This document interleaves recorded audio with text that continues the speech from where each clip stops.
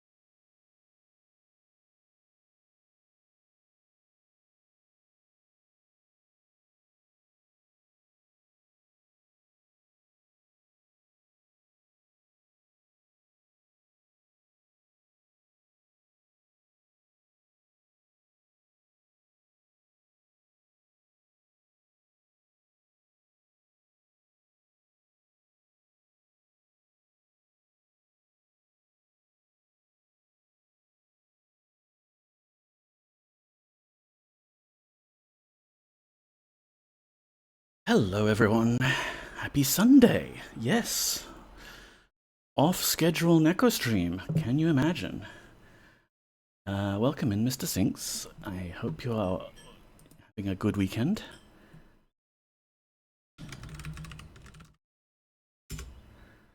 Focus that a bit more. That's better. Yeah, so because Mondays is us playing Ultima 9, and Ultima 9 is not a DOS game by any consideration, and it is DOSember. I've got my DOSember shirt on. December. It seems like the appropriate thing to do would be to do some non-Monday streaming and play some DOS games, why not? And today, I haven't really planned anything. I've only just sort of found myself awake and not incredibly hot. So we're just gonna wing it. There is Pizza Worm to play. There is a DOSember Pizza Worm challenge. So we'll do that, despite having like half a brain cell. And we've got a DOS Christmas tree thing. We can do some more DOS Christmas tree decorating if we want to. And also, I've discovered some more fun shenanigans that we can do in Ultima 7 Serpent Isle. And although, like, I haven't really done like a speedrun route based on this yet, there's some possible things you could do with it, and I kind of just want to show it off and experiment and see what we can do. So that will be nice. But right now it is Poppy's dinner time.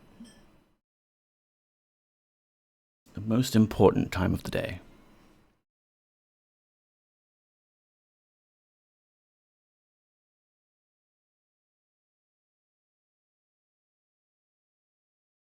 Gotta clean that plate.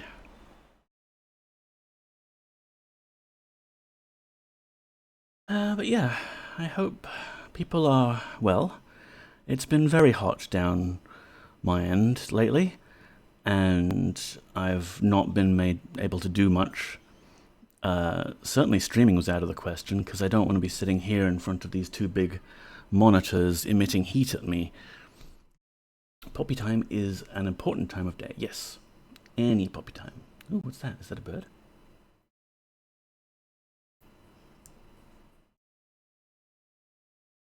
Yeah, last couple of days here have been quite humid. Today is nice down in Melbourne, though. Good to hear. Yeah, it's been the same up my way. Extremely humid, like ridiculously humid. and hot and unpleasant. Tomorrow, the forecast for me is Sunday, 28 degrees and... Oh no, sorry. Today is Sunday. You see how not awake I am? Today is Sunday, 28 degrees and rain. Tomorrow, Monday, I'll do another stream. 25 degrees and more rain. Just hot I can deal with, but humid is gross. Yeah, humidity is no fun. No fun at all. So, Poppy's buggered off. Let's see if I can get her back on camera.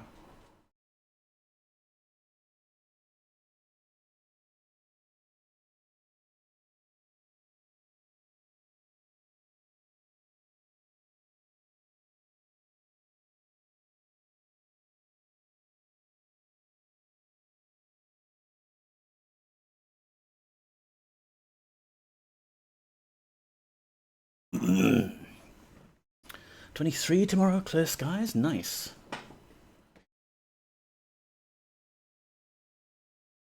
That is the sort of weather I like.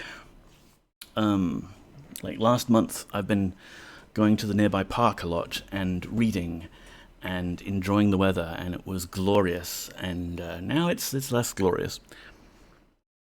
Hopefully, I can still make time to go out. So there we have our puppy cat. Exposure looks a bit washed out, weirdly. Wonder if I've touched something I shouldn't have.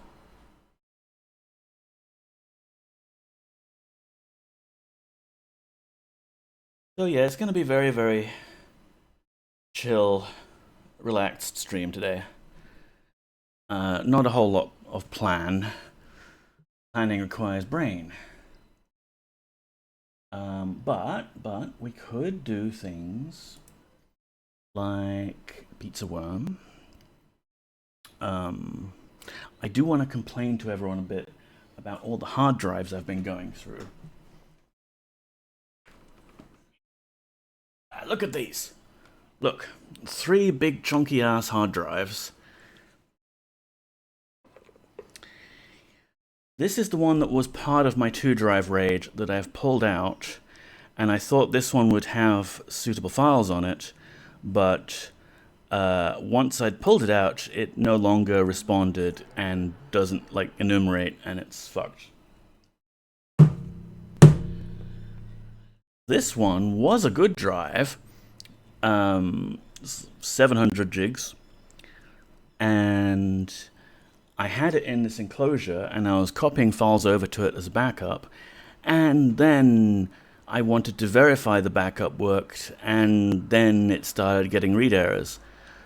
So it's theoretically still usable, but there's some bad blocks on it, which sucks because it's not really good. This one I have no idea. I've labeled it as like needs testing.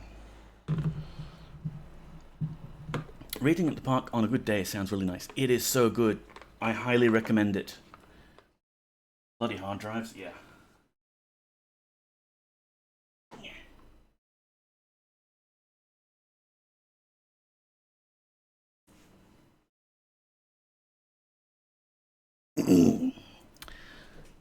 So, yeah, I've got my e-reader, my Kobo e-reader, and I have been alternating various books.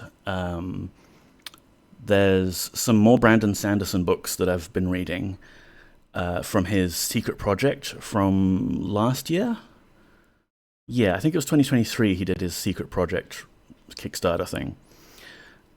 So I read Tress of the Emerald Sea when that came out, but I've not caught up with the other 3 he released, so I've been reading those. And then there's Martha Wells's The Murderbot Diaries, which are these wonderful little short novella-type stories. And I also read This Is How You Lose the Time War, which is excellent. Yeah, a whole bunch of good reading. Shall we play some Pizza Worm first? Because I want to at least submit an entry for the Pizza Worm challenge. I don't have much expectation that I could win, but it's something nice and fun to do. It's nice to participate in these DOSember events. Where's the puppy cat going? She might be going to hang out, because it's been really hot here and it's not good for the cat, who has a fur coat on at all times. She's been hanging out a lot in the bathroom, because like you've got the cold bathroom tiles that sort of absorb heat a bit better and a bit of a breeze there. So let's cut over to PuppyCam 2. Oh wow, it's caught some of my foot there. YGY, hello, welcome in. Happy December. How are you? No cat. Well, that's fine. Maybe we'll catch her later. We caught her on camera when she was having her dinner, so that's pretty good. Some good cat content. I got another cat a few days ago. Ooh! I'll have to send you and Vel a pic at some point. Yes, yes, yes. Cats, cats, cats. Doing alright, thanks. That's good. I have been struggling lately, to put it mildly. I don't agree with the heat. The heat does not agree with me. Alright, so, first, Pizza Worm Challenge. What background could we use? Frog? We'll use frog. Source, background music. Or do I want to use one that has some background music on it? I don't know.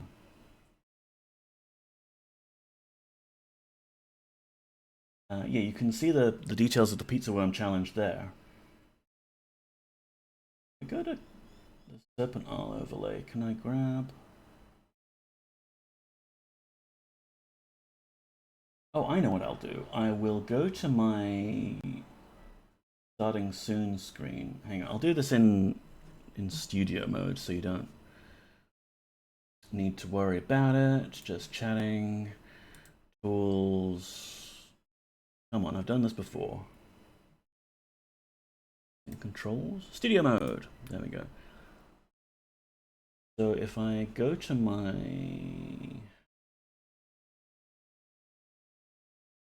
oh, of course, it's just source background music.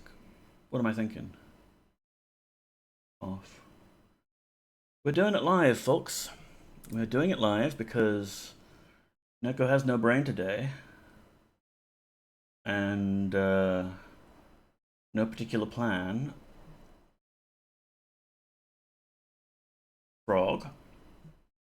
Add to scene. Add another source.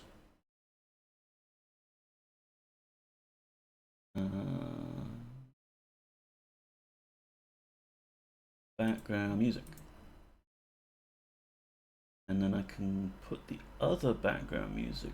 Oh wait, that's already the background music I was looking at. But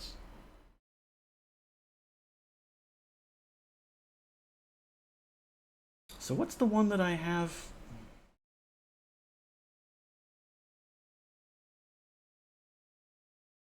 Okay, not caring.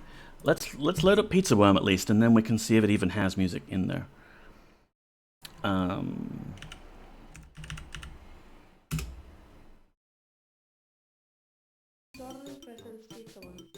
It does. Cool.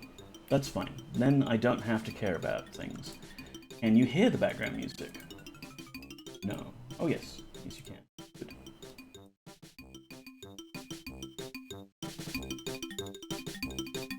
And can you see the game?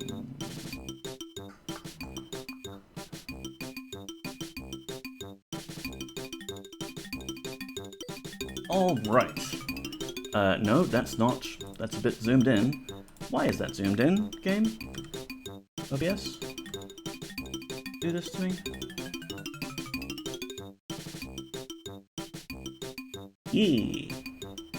Professional streamer here. So this game plays a little bit like Snake or Nibbles, if you're familiar with the Nibbles. Except that instead of going like up, down, left, right, you have to steer. And it's very difficult. I'm hungry. Like this, you see? Duty. Duty. Whoop. Duty. And just like Snake, it gets progressively harder as your tail gets longer. I'm hungry. So I'm gonna see if I can get a high score. Yum. We'll submit it to the game, to the high score page. DOSember events, everyone. Duty. Poppy is busy playing with the curtain, just out of the corner of my eye.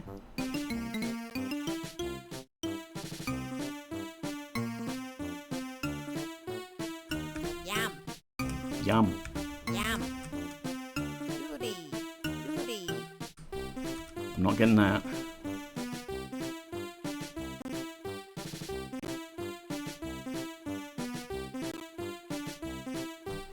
Yum. Duty. I think we may be doomed here.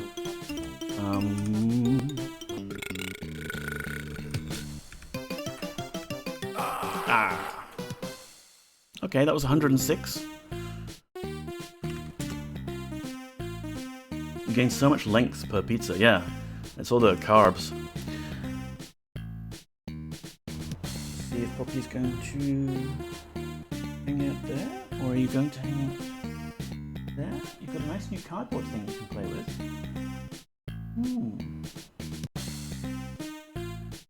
I got her this little cardboard donut you can see to the right of the camera. And inside the cardboard donut is a ball, and you can't get the ball out, but you can just sort of bat it around. I'm hungry. Yum. Yum. Num num. Yum. Duty. There's got to be a strategy here you can use. Like, can we just Num num. zigzag around the screen or something? Do we want to leave room for ourselves to Yum. be able to maneuver? Num num. Ah! Not paying attention. I'm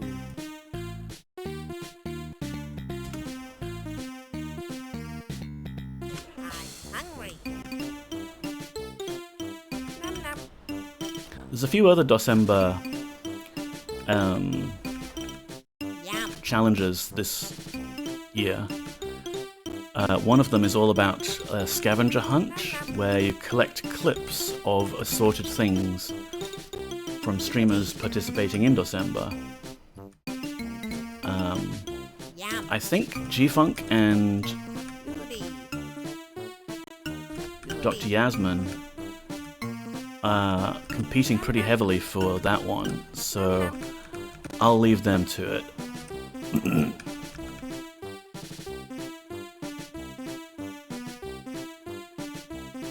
Yeah, maybe this is the meta. We gotta loop our body around a bit to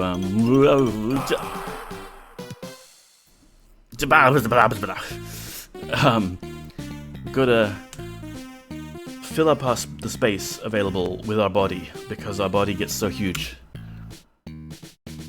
I fully expect ImmyCat to have a score of like 20,000. I'm hungry. Num num. Last year's DOSember challenge Num num. was 20th Century Frog, and ImmyCat did spectacularly well Duty. Duty. with that one. Ah, okay, yeah, that's the top of the screen, not where I thought it was. Man, I want pizza now. I'm hungry. I have a frozen pizza in the fridge, Num num. in the freezer. Num num. Can get it. Num num. Yum. Yum. Ooh, like, Duty. you can really easily oversteer. And the worm's going so fast.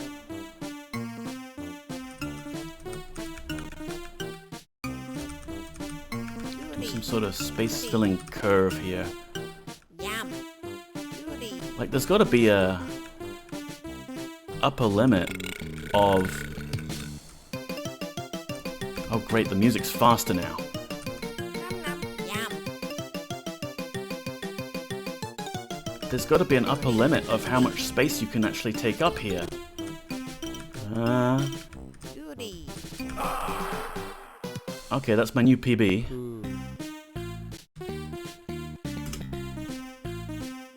But at some point it's just like, yeah, you've run out of space. You can't possibly play the game more. With Nibbles and Snake, you have a bit more accuracy, I guess, when you're turning. So you can really pack the snake in as tightly as possible, but the way you have to steer here... Goody. Goody. Oh, how am I gonna get that? The way you have to steer just means you're always losing space. Goody. Nom nom.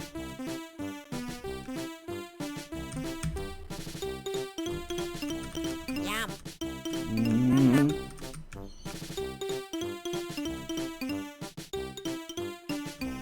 Ah! I keep thinking I have more room up there. That was a good run. Oh, thanks. I'm hungry. Oh, that's just trolling Yum. it. Goody. Okay, that's good. What's everyone's favorite pizza? I tend to go for the Meat Lovers pizza, but just to annoy Empressville, I do love me a good Hawaiian. Ah! And occasionally I'll get myself a really fancy custom pizza from Crust. Hungry. I like to get Yum. anchovies and feta and sun-dried tomato. It's incredibly salty, but I love it. Goody. Whoop. Goody. Nom nom. And really, it's not any less salty than you'd get from your fast food restaurants. Goody. Ah! It's so bloody when the worm dies. I'm hungry. Goody. Yum. Goody. Yum.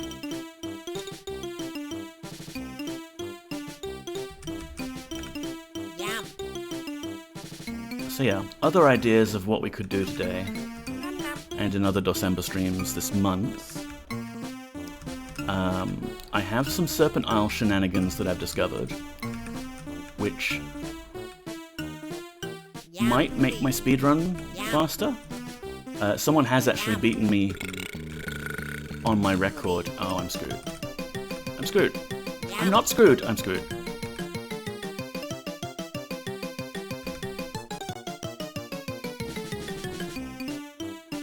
So someone got a time of 1 hour and like 2 minutes using my route, but with a few extra tweaks. And it's very good. Kudos to them. And it's got me now thinking of like, oh man, can I find a way to shave some time off? Ah, there's no way I could got that. Gotta beat them, get your world record back. Yeah, I mean, I'm happy that they've beaten it, and I'm gonna let them have that record for a little bit. But it's exciting to now like have a new goal to try and beat. I'm hungry. Nom nom.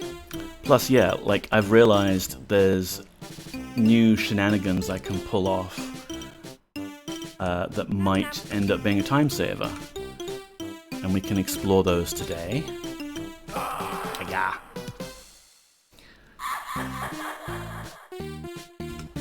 Hungry.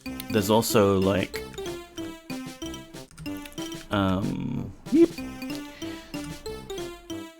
there's also old QBasic things I wanted to get into. Maybe not today. I don't feel like I've got a whole lot of brain power. But much like I made that little QBasic game Yum. murder mystery thing, I'm like, hey, I've learned a lot about that, and I can make EXEs out of it,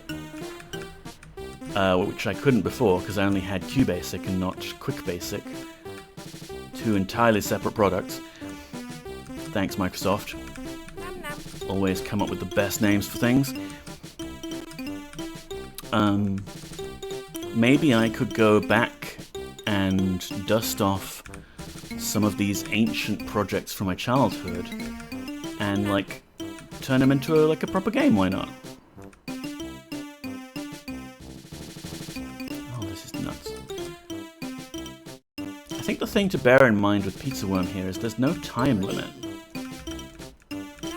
So you can really, you should be encouraged to just take your time approaching the pizza. Really savor it. Oh, gods. Oh, I'm really screwing myself over here.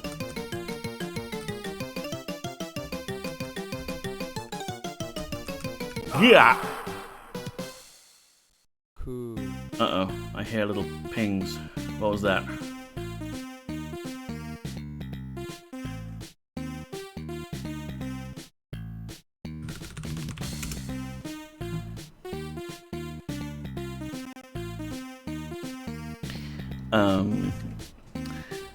So yeah, things and stuff. QBasic.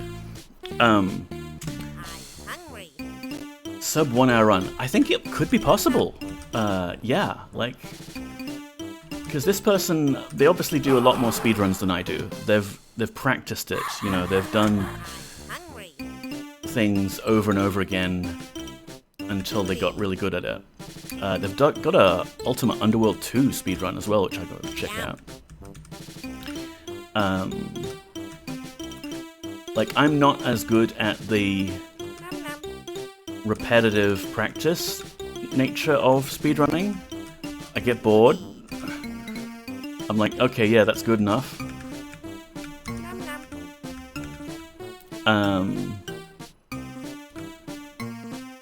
But to tell the truth, there's one little skip which I didn't do in my world record run that I thought was possible. And I sort of kept it up my sleeve, if you like, thinking, you know, maybe if someone beats me by a little bit, I could pull that out. It would only save like a couple of minutes, I think. But it's just like in the Isle of Crypts, there's a bit where you get teleported if you go down this corridor. And the idea is you got to go the long way around, and that you can only use the corridor when you're leaving. But the teleporter, like, it's an invisible teleport egg on the floor, and I figured out you can just build a bridge over it.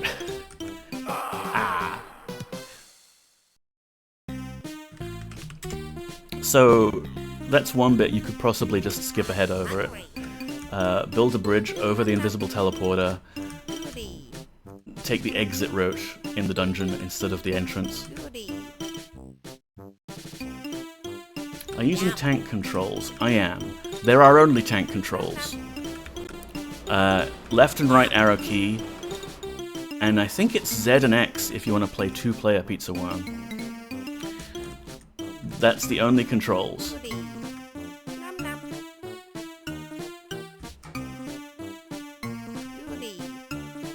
Also, hi Stardrop, how are you? Saw you in DrYazman's stream earlier. Telling on me, I'm live and everything. How dare.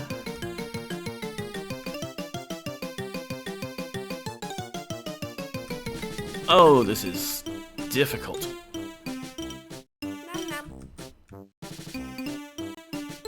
Sharp corner, circle. Ow. I shouldn't read chat. You missed my earlier very important message. Yeah, I'm not surprised. There is no earlier message. No, wait, there is. James, Yaz told me to tell you he's going to raid you in about an hour. No! Not raids.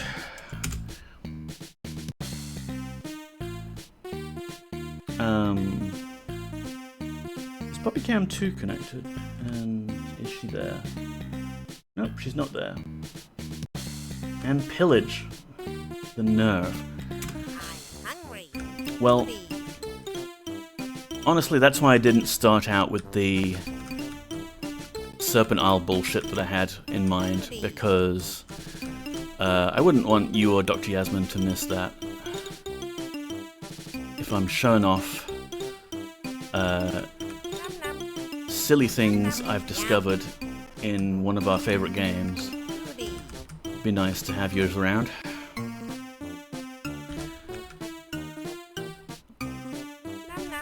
Num num. Oh, great. I wonder if the game is like using some sort of maximally trolling algorithm for these pizza placements. That's what I would do if I were building this. Hungry. Yum. Yee. Num num. Num num. Goody.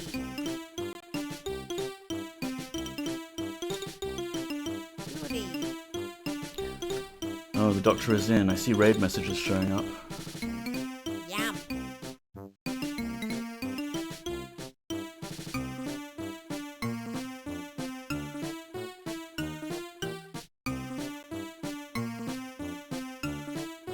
Num num.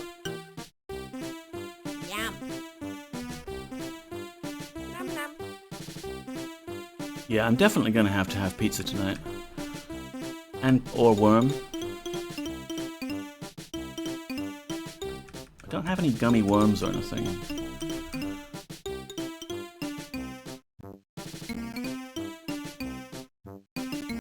Goody.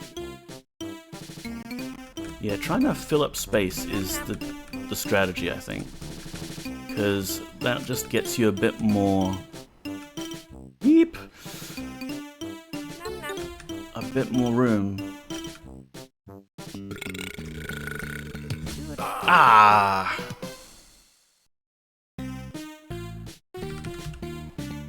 So 143 is my score to beat. Worm on pizza, best of both worlds, yeah. You have a headache, but you have had some aspirin. That's good. Take pills and meds if you need to, people.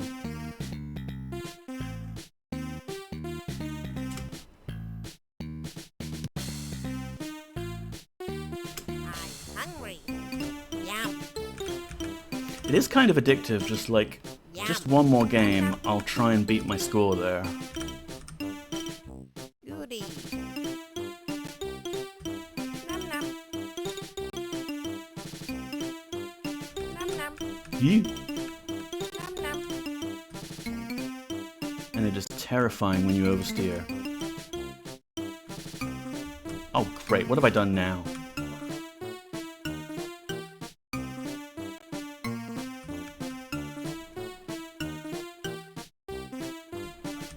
I hear a puppycat. Goody. Num num. Num num. Yeah, I don't know how many of these DOSember streams I'm going to do, because it is very dependent on local weather conditions being suitable for me to stream. It can be very, very hot in here. Goody. Ah, what? No, I shouldn't have tried to go for that.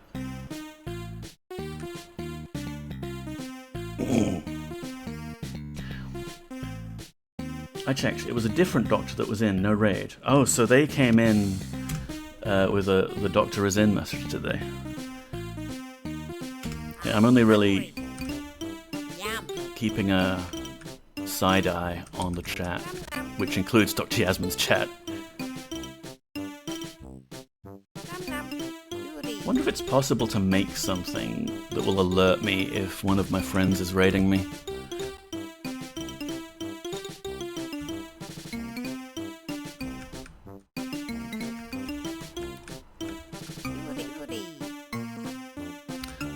This worm, like, the patterns that you make start to look like a racetrack. Lots of chicanes and what have you.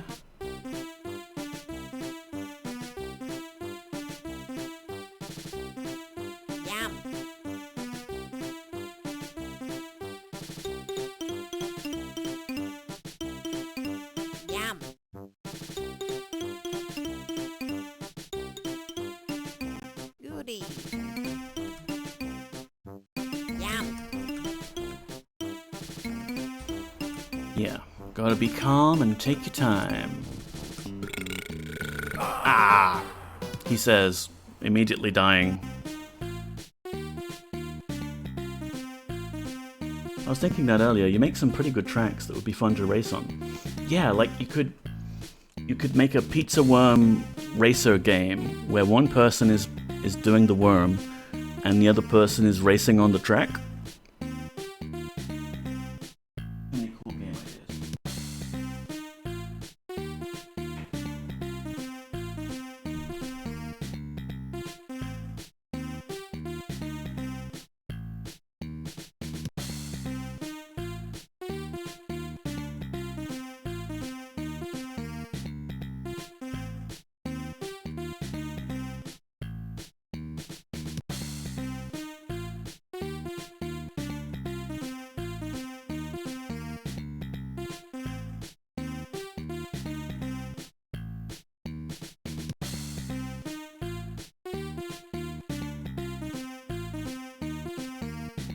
There.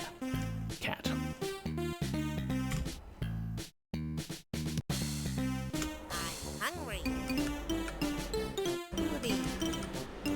Two-player pizza worm must be chaotic.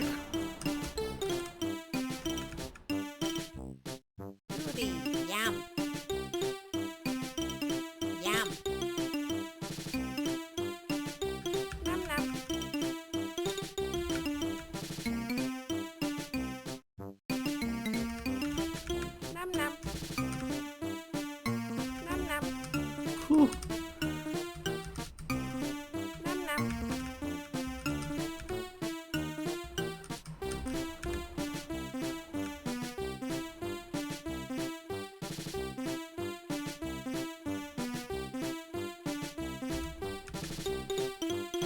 Oh, again, that top border really trolls me.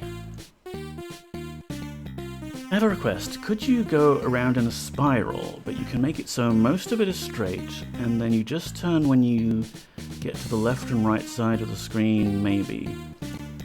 It's possible, but, like, you would need better reflexes than what I have. I mean, there's not much point trying it right now while we don't have a very long worm. Like, if you wanted to make a bot that played Pizza Worm, you would probably just get it to do a pattern like that. Ah! Also, there's the chance that you'd be slightly off from being parallel with the wall there. Maybe just a regular spiral then. Well, yeah, it's very difficult.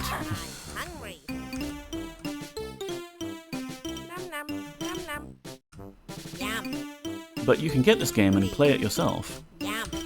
Ah! And then become a streamer and submit your high score.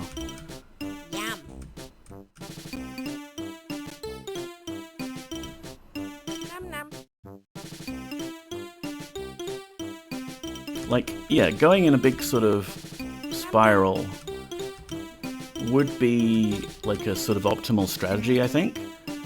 It's just actually doing it is beyond the limits of human ability.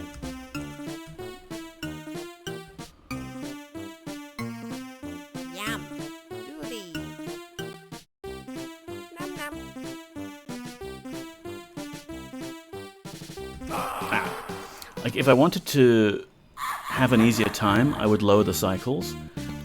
But for this challenge, we have to fix the DOSBox cycles at 20,000, which means the game's running about as fast as it can possibly go. But you could emulate a slower PC and have an easier time at turning, I think. Oh, you just think the pattern would be pretty? Yeah, I think it would. Just gotta get this worm length to the suitable size, which means surviving for long enough, which means getting a high score anyway. Oh, game, why would you do this? Yum, yum.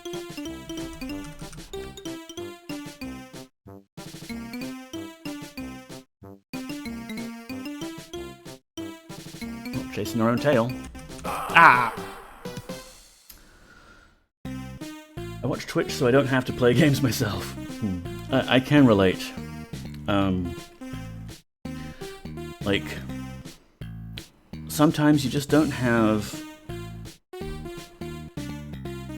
I don't know what, like the motivation to play a game yourself? Or the energy?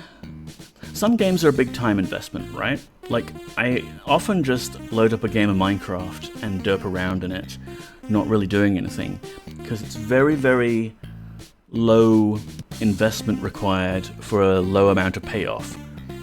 But like, if you've got a game that's like a Divinity Original Sin 2 or Witcher 3, like, that's sort of a game you have to put a bit of effort in. You've got to be like, okay, I'm going to be playing this for a couple of hours, and then you can get a big payoff out of it. But sometimes you don't even have that. You just want to hang out and sit on the sofa and watch people play. Greetings, Moody Mystery. Welcome in. How are you doing? I am doing okay today, because today has been slightly cooler than the preceding week. So I thought, hey, we'll do a DOSember stream, why not? And I'm playing Pizza Worm. I'm hungry. Yum. Goody. Nom nom. Goody. Man, I'm hungry now. Should have eaten something.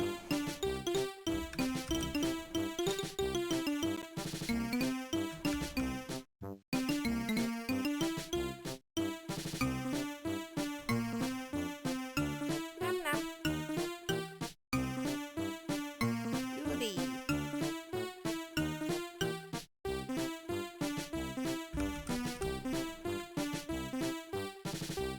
Yum.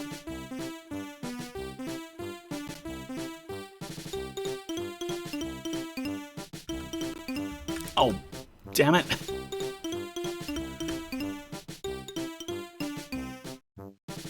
Yeah, if we just keep going in circles, we'll just take another pass at this pizza, and that one, and that one.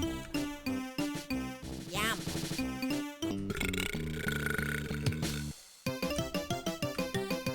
Nom nom nom nom. Oh, jeez. We're running out of room here.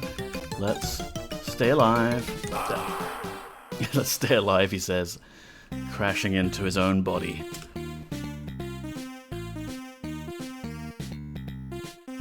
I'm hungry.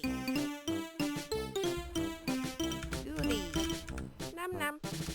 Yeah, like I said, I have no illusions of actually getting Yum. Nom nom. a winning high score here compared with the other DOSember streamers. Oh, I need to sneeze. Goody. Yum. It's just fun to participate. Yum.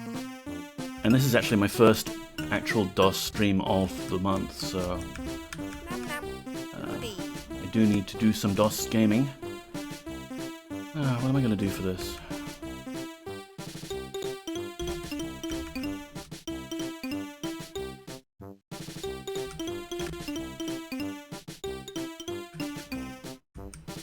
Ah! I'm hungry. What is the circumference of a round pizza Goody. divided by its diameter? Pizza pie! Hungry. Lol. Yum. Tau is the proper circle constant. I'm one of the Tau purists. Nom nom. Pi was a mistake.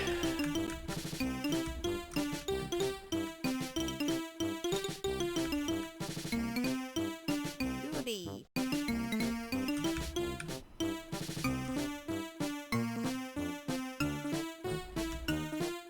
Goody. Dun, dun, dun, dun, dun, dun, dun.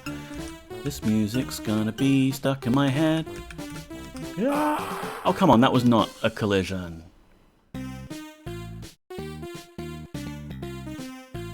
We're at the point now where all of my scores aren't beating my previous high scores. Yum. I wonder if that's a sign that I'm no longer on top of my game, and I should Hungry. call it quits. Yum.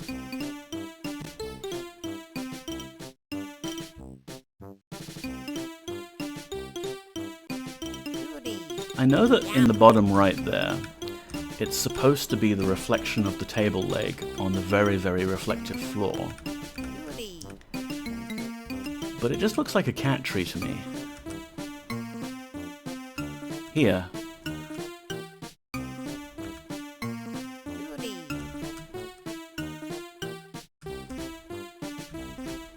Probably shouldn't be paying attention to the background. Goody. I have pizzas to eat. Nom nom. Num num. Ah. Okay, remain calm, everybody. We just need to loop around. Try again. Nom nom. Nom nom.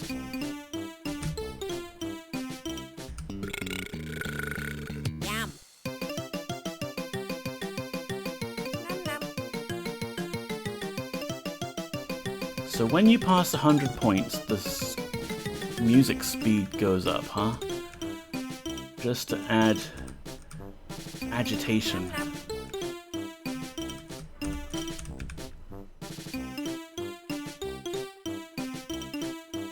nom. Yum. Oh, 142. That was really close to my... That was 1 point off my PB.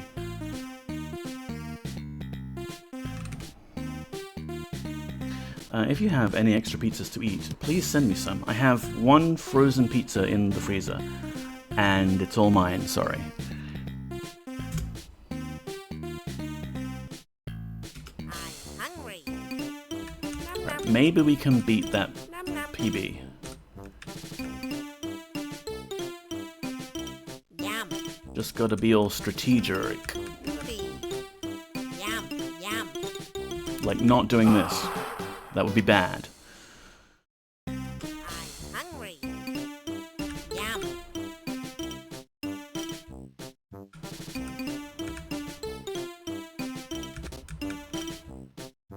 Goody.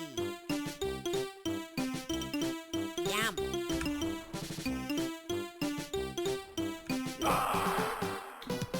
Took that turn too late. I'm hungry. Not sure about what this game is about, but saw you were streaming and wanted to watch support you. Thank you very much, Moody. If you do bang Pizza Worm in chat, it will link you to the website. Nom nom. This is part of the DOSember Nom nom. 2024 challenges run by Emmy. Play Pizza Worm, get a high score, and submit it for fun. As far as the game plot goes, you are a worm. You Yum. eat pizza and become a longer worm. Are there any questions? Yum.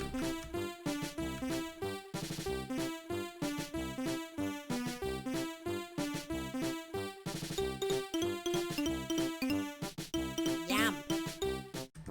Yum.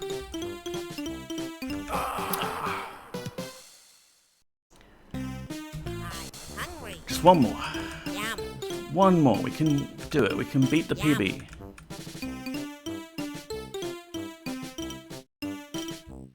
Yum. Goody. Goody. Goody. Goody. Nom nom nom nom. Yum.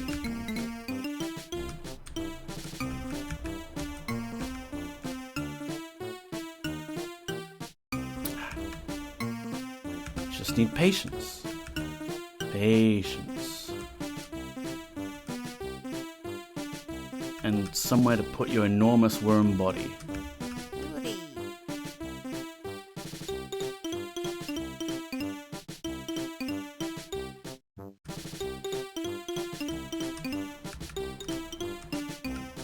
Goody. Breathe, Neko, breathe. It's just a game.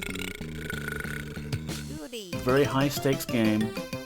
Trollish game that will put a pizza in that tiny little spot which I cannot possibly get to. Ah. No questions. Reminds me of a worm game I played in the early 1980s.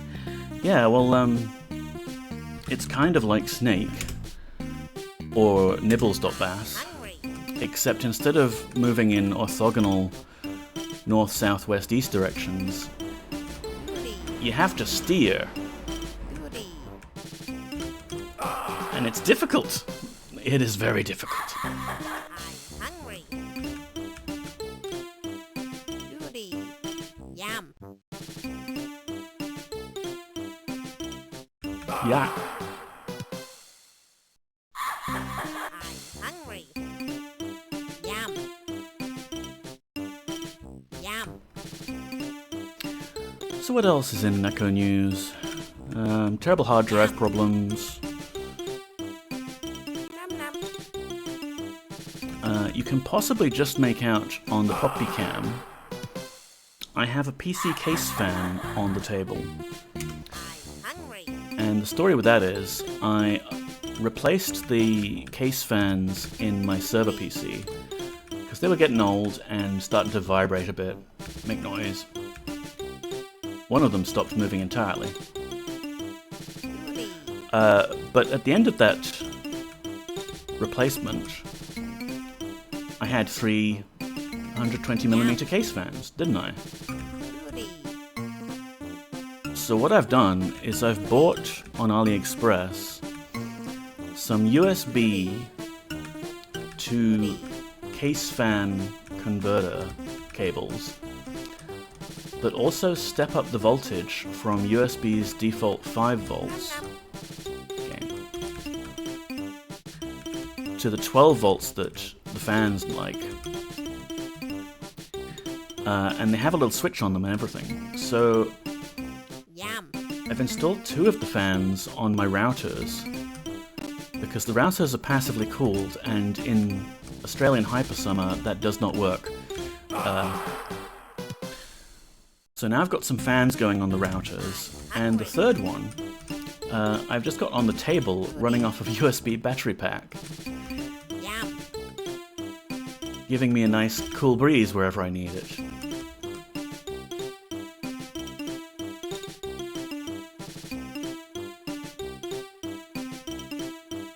Nom nom. Yum. Just need to build it into something portable and I can go outside again and brave the day star. Goody.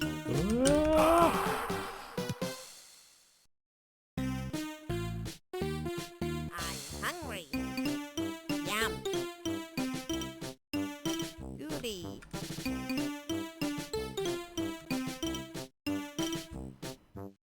Goody.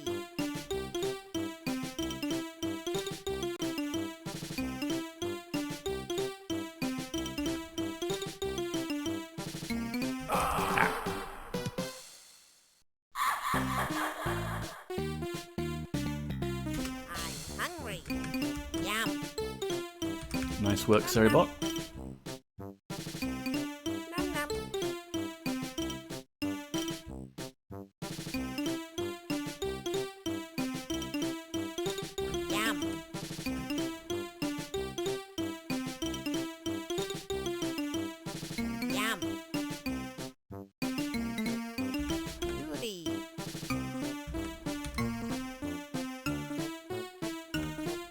Ah!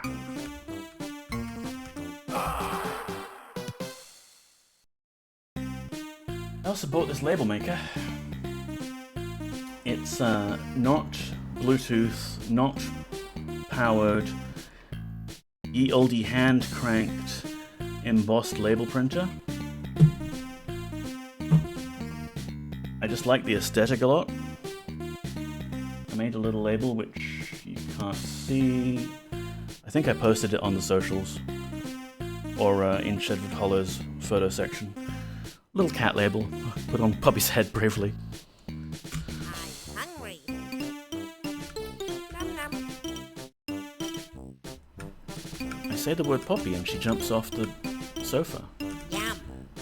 Poppy, I'm not mad at you or anything.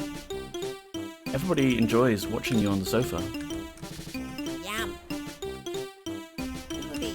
Ah, Yum. Goody. Nom nom. maybe I can just kind of do this curvy pattern. It's a little scary, Nom nom. but it uses up worm. Ah, I'm hungry. Yum. Yum. yum. Nom nom. Nom nom. Nom nom. Very cute sound effects.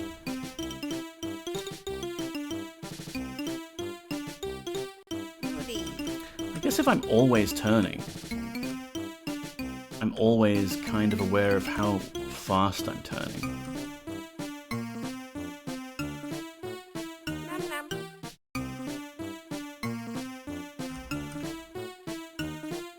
Goody. Like there's a limit at how fast you'll turn, but it almost feels safer because otherwise the controls are too responsive. Nom nom. Of course, we've got to avoid situations like that. I'm hungry. Yum. Yum. Goody. Yum.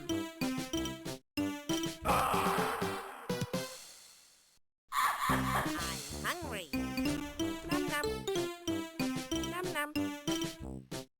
Yum. Goody. Nom nom. Again, the top border, I'm hungry. Yum. Yum. Goody. Nom nom. Nom nom.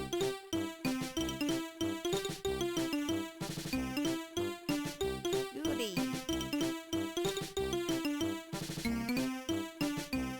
always be turning. Goody. Yum. Drunken snake technique.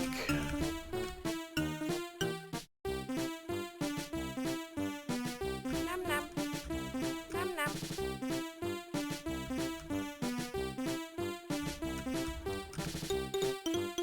It is a little scary. I'm not gonna lie. Ow. Hungry. Yum. Also, if you go to the pizzaworm.neocities.com website, bang pizzaworm for details, you don't even have to download and play this game yourself, because Emmy's got this amazing bit of JavaScript on the page which turns your mouse cursor into the pizza worm, and you can just play with that for hours on end, honestly. Goody.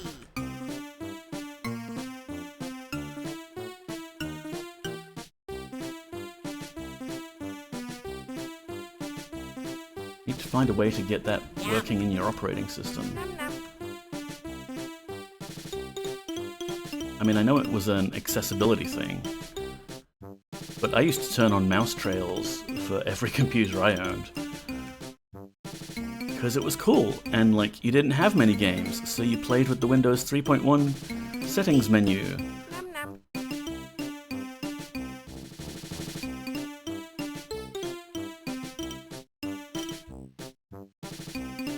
Goody.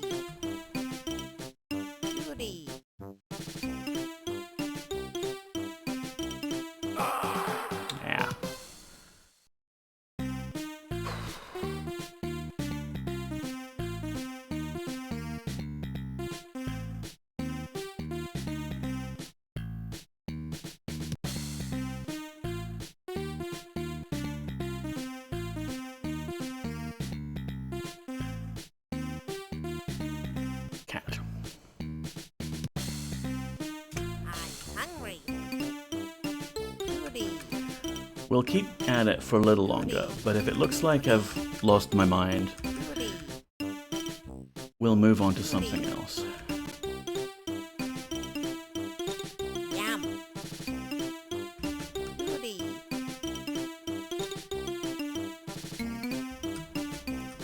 Yum. Oh, come on, game.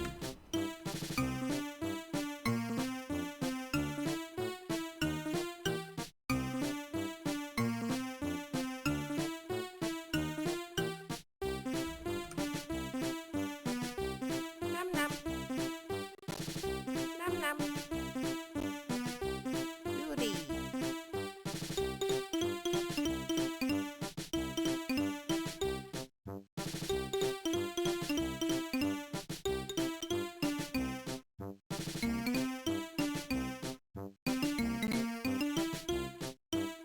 Goody. Yum. I keep getting close to 100 or thereabouts, and then choke. Goody. Yum. Num num. Why would it replace a pizza with another slightly smaller pizza? Yum. Goody. Goody.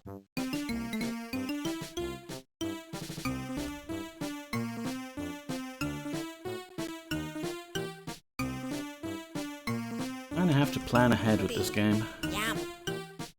Not one of my strong suits. Goody. Num num.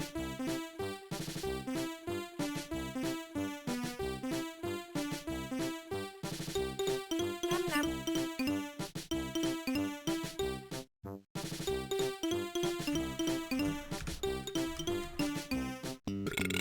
Yum.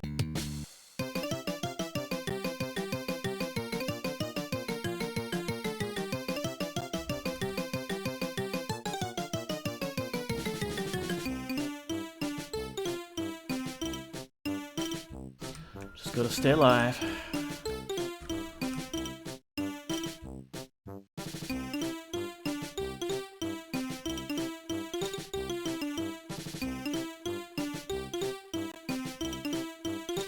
Oh, I did it again.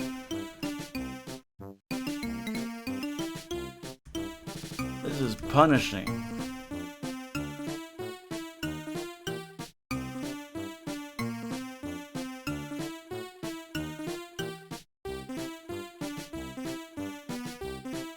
Num num.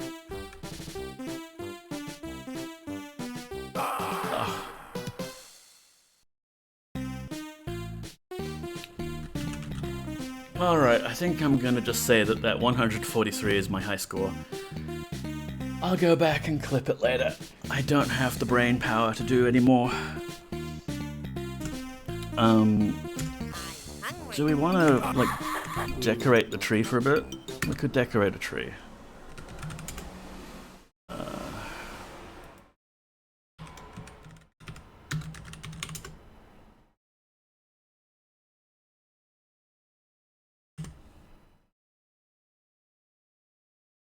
I could maybe get myself a drink or something, a little snack.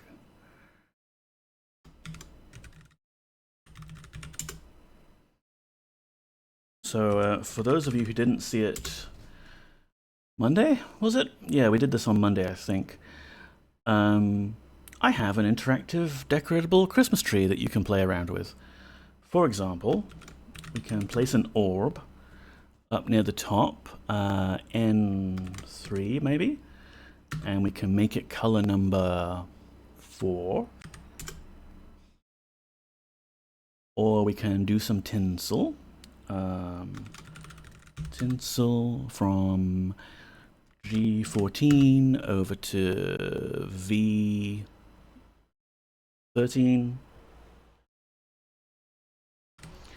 And we could make it color 11 and 3.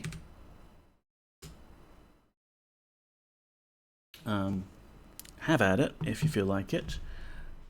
I should really put on some background music. Yeah, I can do that.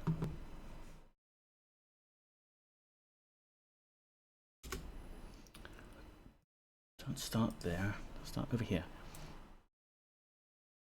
Oh, right. Lol, I can't because of the aforementioned hard drive problems. We could...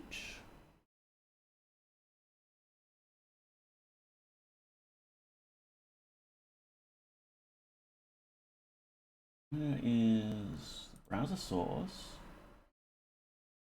Ah, good. I can grab browser that exists. And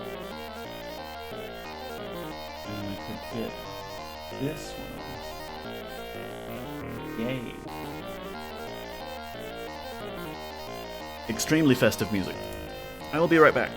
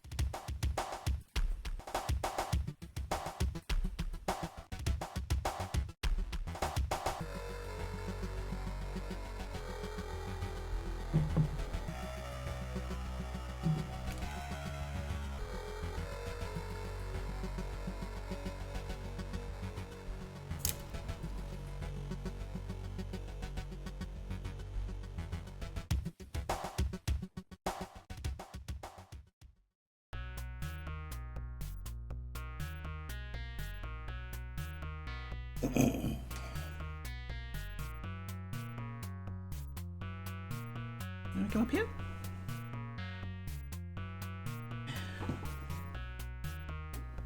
That time? Yes. Yes, up. Ooh, what a good jump. Well done. Can't give you many scritches. Busy doing things, aren't I?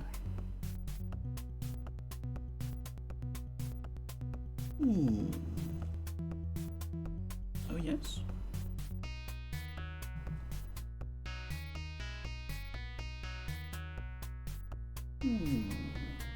Poppy cat. Got a message from Poppy. Purr, meow, lol. How very punny of you, Poppy.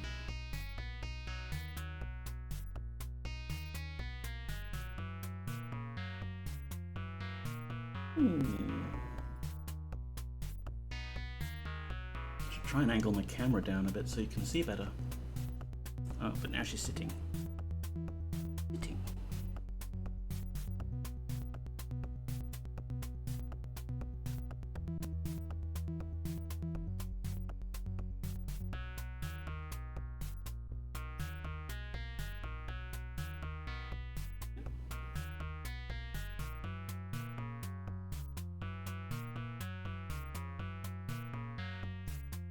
Yes. Cat cam.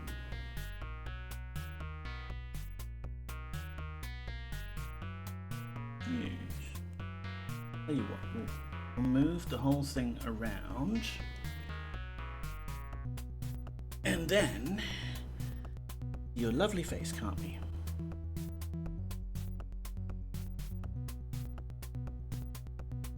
And give you all the scritches.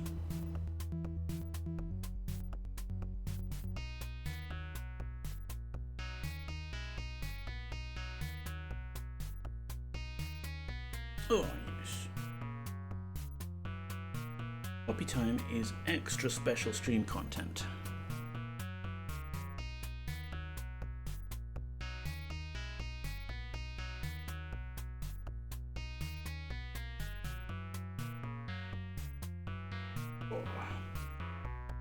I should add extra things to this, but maybe that'll be next year. We can add presents and snow effects and stars and things.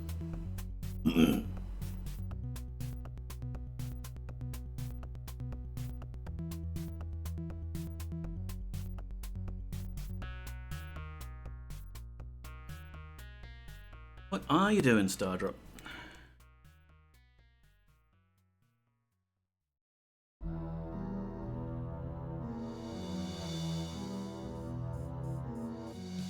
Made a mistake. Oh no.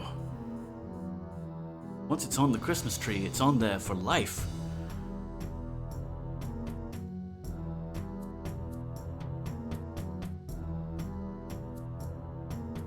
There is no undecorating here.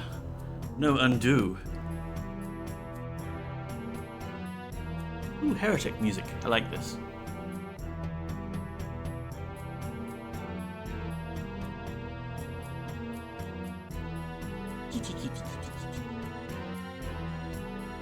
I think because it's been so humid, Poppy has been in extra need of the switches.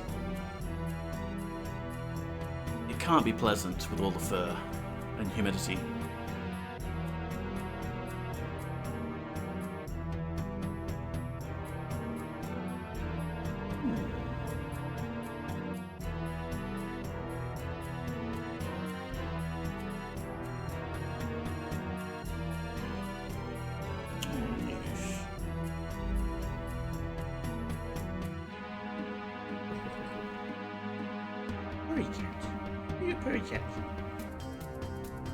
I wonder if I can actually get her purring on the mic.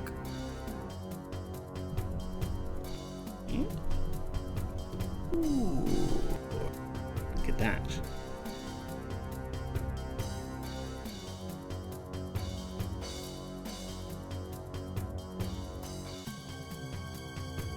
Now the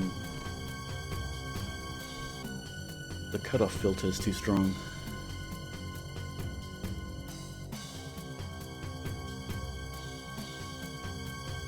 G-Funk, hello. How are you doing, friend?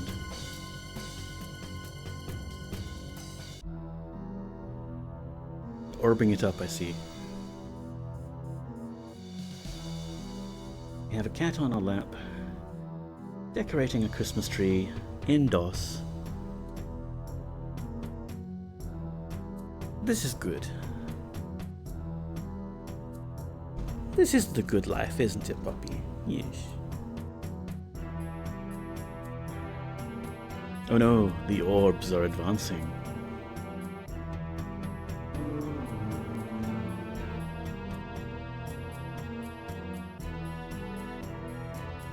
Could probably adapt a bunch of other games to be powered by chat like this. Battleships, noughts and crosses, I don't know.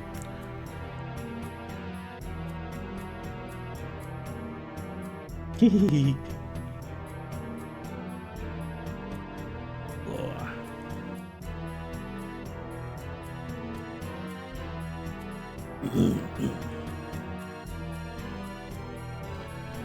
So yes, wait, where are you going? No, don't go.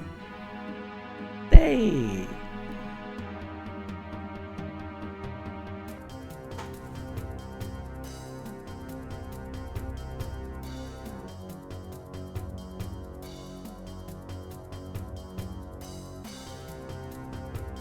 Okay, fine.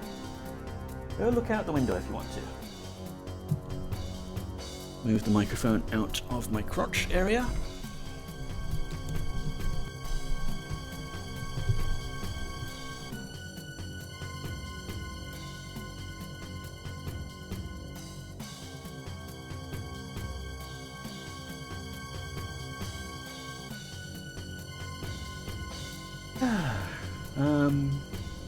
Yeah, how you doing, G-Funk?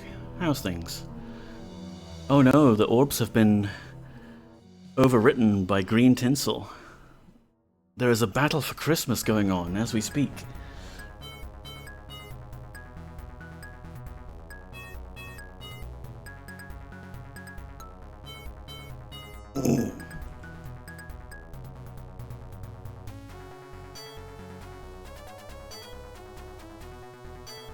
Yeah, you could definitely make some sort of game out of this the way you're playing. I'm gonna open myself a can of Sunkist and I can mute like this. Well, I thought so. Oh good, I can't because I've broken it somehow. Hooray!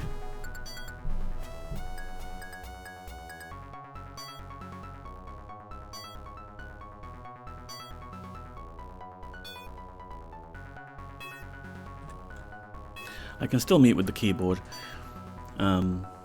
Lots of things in my life I need to fix. I'm still quite happy with how I've made this microphone thing, but yeah, the touch sensor needs work.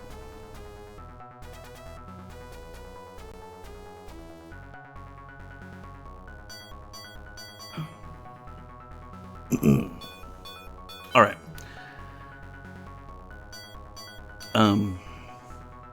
I'm gonna call an end to our intense orb battle here. I'm going to say we all won. The winner is the spirit of Christmas within us. And I don't know, maybe what next? I could review some of the QBasic stuff that I wanted to do as like a coding stream. I don't have the brain power to do an actual coding stream right now. But we could review it, like have a look and just see what's doable. And then we could get into the Serpent Isle shenanigans. That sound good? It is fun. I'm glad you think so.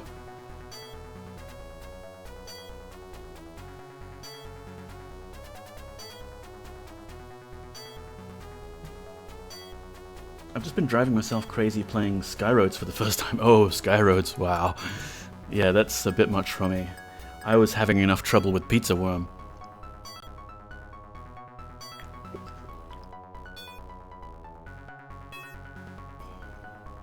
You could play Othello with this.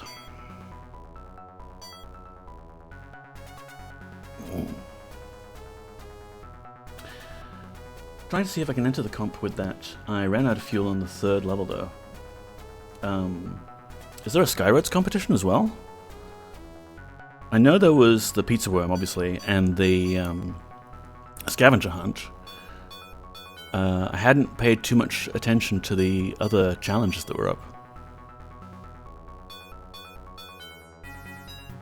Alright, enough of the Christmas tree. I'm just gonna say we all win, hooray.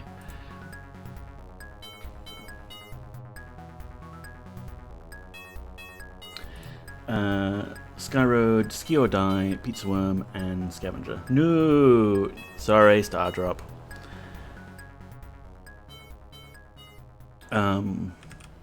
Let me go to my QBasic things. We haven't finished defacing it as per the great Aussie tradition. You did a pretty good job there. We're all very impressed at what a good job you did.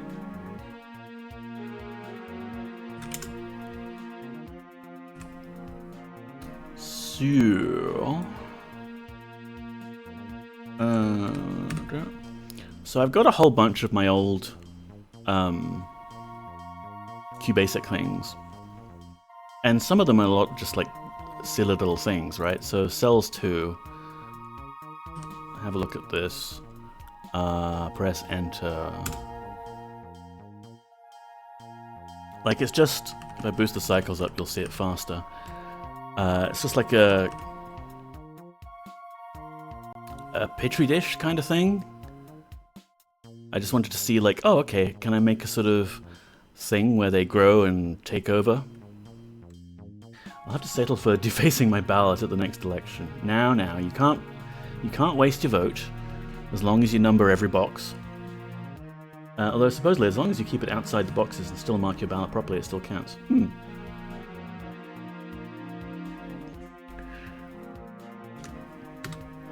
So that's that. And what's bouncy 2? Okay, cool. I've got a bunch of little pixels. And they're bouncing around. Good work, James from the past. Is this Serpent Isle? Exactly, yes, Stardrop. This is Serpent Isle.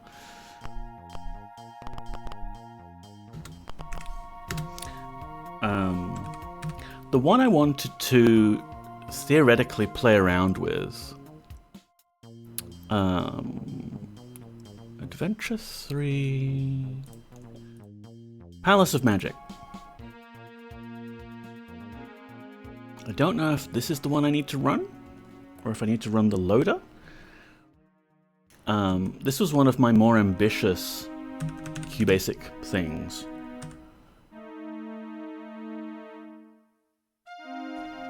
And it loads a bunch of sprites I made in another QBasic thing I made.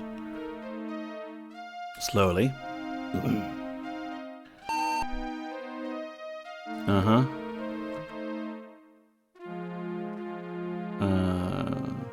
Continue? Oh yeah, I remember now. We showed this off a while ago. I would like to see you make an Ultima 1-like game. I would also like to do that. I have a lot of game ideas on my plate. And I'll get round to all of them eventually, maybe. The trouble is, right, with this game that I made, Castle Game thing, there's no keyboard controls because the level of capability I had with making my little QBasic games, like if I made a turn-based game, I could read a keyboard input. Oh, she's moved to the sofa again. Don't mind me, I'm just moving this weird thing on the stick around. Completely unrelated to whatever you're doing.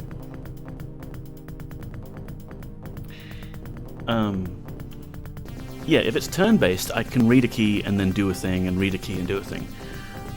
But when I wanted to try and make a sort of real-time game, there was the problem of I couldn't just test to see if a key is held down.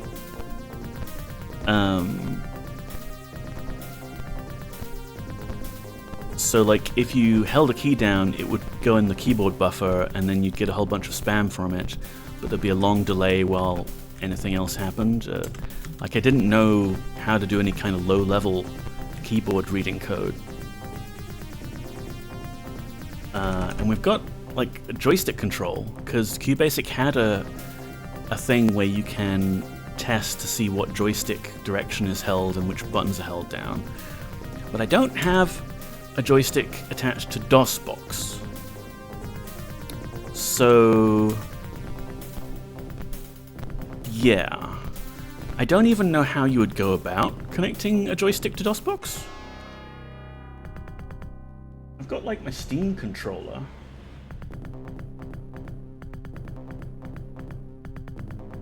And somewhere here I have a 8BitDo gamepad thing. What's options? Audio, scrolling screen. What do you mean scrolling screen is on or off? Why would I not have a scrolling? Because it just kind of flips at the moment.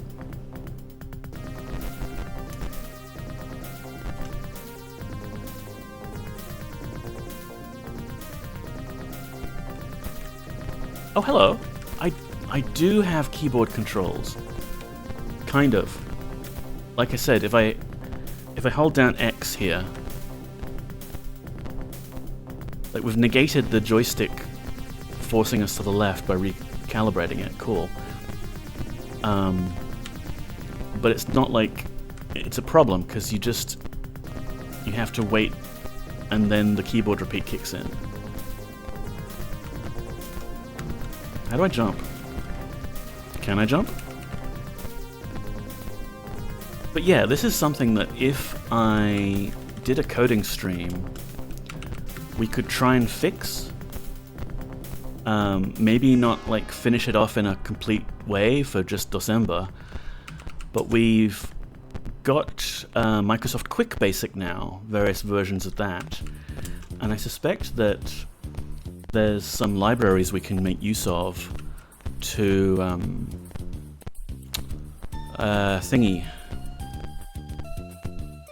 to read the keyboard in more gooder ways. Yes.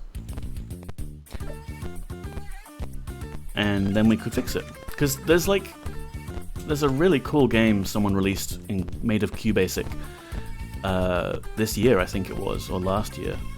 And it is definitely able to read the keyboard properly. What do you suppose the keys were? We could have a look at the source code and just kind of try and figure it out.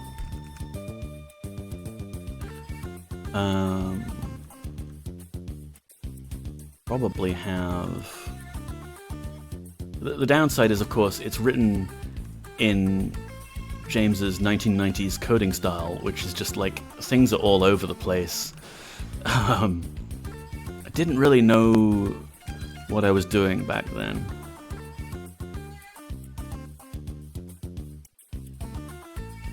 There's a debug watch thing here. Climbing, jumping, drowning.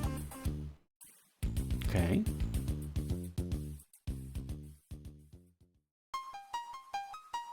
And movement, call movement in string, that'll be it. So X or right on the joystick does all of that. Left or Z on the keyboard does all of this. A lot of repetitive code, a lot of things we could have optimized, but we didn't. Backslash. Backslash is jump. Climb up is forward slash. Of course it is. Why wouldn't it be?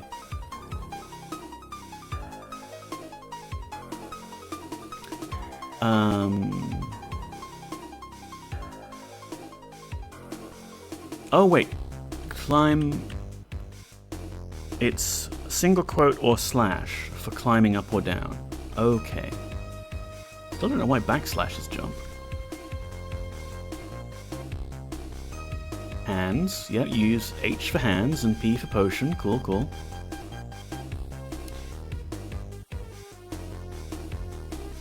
Capital D for the debug watching thing. And F10 for an editor mode. Right, because I was wondering how I built that level. And I guess I made a level editor thing just hacked into the game itself, which makes sense, because then you can at least see what you're doing.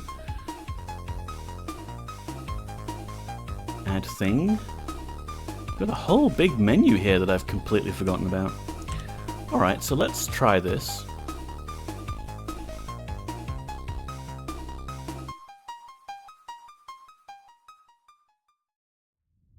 And there's another game I made which is slightly... it's not actually turn-based, but it supports the sort of turn-based keyboard input a lot better. It's top-down, and it reads the whole game level from a TIFF file, because I just barely managed to reverse engineer how to load one of those. Start new game. So we can move, and we can jump.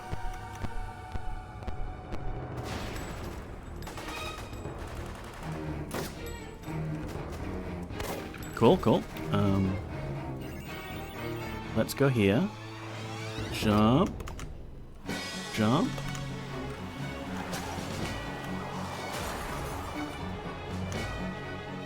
Can't quite reach that rope, maybe. Ah! We made it.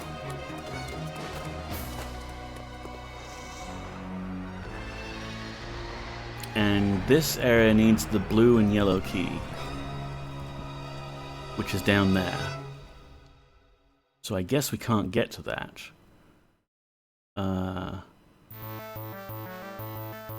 Unless, now that we know what the keys are, we can use Shift D. No, that's just telling us like whether we're climbing or what our inputs are. Why is my character flickering? Because I'm not doing any double buffering, Stardrop. With Struth, I was actually doing double buffering, but I didn't know how to do it back in the day. So let me turn that off. So you'll notice the snake here is also flickering and also changes color as it goes over the background. So the way I draw this and keep the game running fast is I'm not drawing the entire level every frame. I draw the entire level once when you get here, and then anything that's moving gets drawn and redrawn using exclusive OR. So you get this flickering effect, but you also only have to have one buffer. You don't need to keep an off-screen buffer of what's coming up in the next frame. I'm pretty sure a few DOS games back in the day did the same thing. But if you wanted to be proper fancy, you would do double buffering, and you'd prepare the next frame off screen before mapping it over the current frame. It means, yeah, like I can't do things like draw a sprite that doesn't have its colors change when it goes over things. Like when I go into this water here, I'm a different color, and that's not for aesthetic purposes.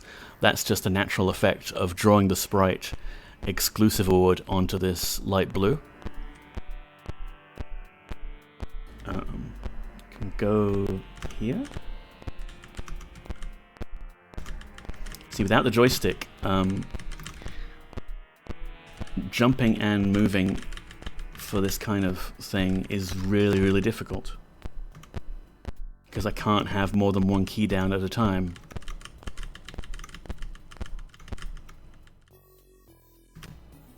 Let's try F10, this editor mode. Aha, now we can just climb wherever we want. Excellent.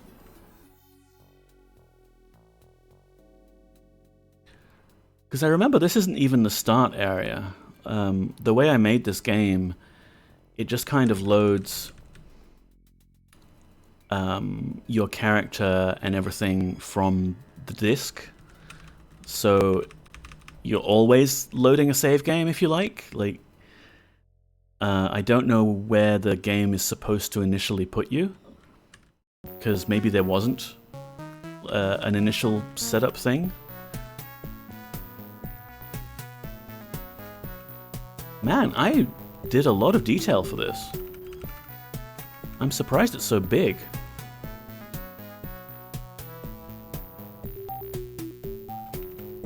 And I don't remember a whole lot of this.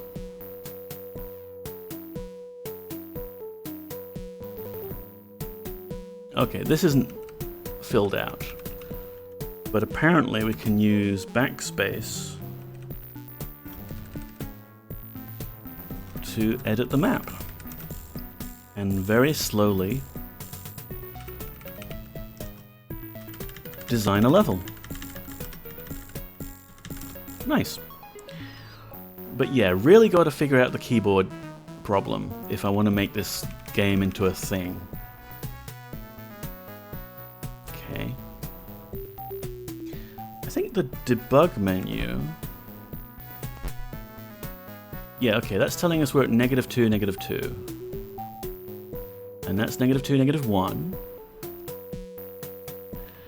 0. So maybe if we go this way, 0, 0. This must be the start. Sparkly thing. Don't know what that does.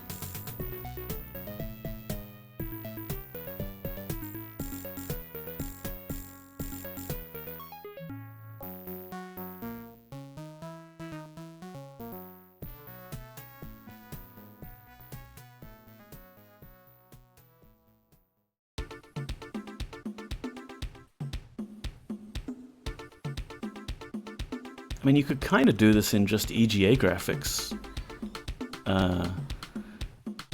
if you wanted. The only reason I used the VGA mode is because it gave me 256 colors. How do I exit this? There we go.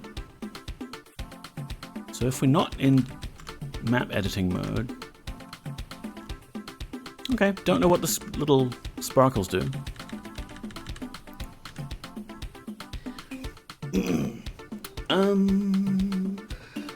Shall we have a look at Serpent Isle, and then I might just kind of unwind, maybe eat some pizza. Oh, I'll show you the other game first. Yeah. So this is one game that I thought maybe I could make something out of. And the other one is Game 2 TIFF, which is the game engine where it's reading the map from a TIFF image file. And again, it's the 256 color mode. And there's a monster chasing us and trying to kill us all the time. The game's going a little fast.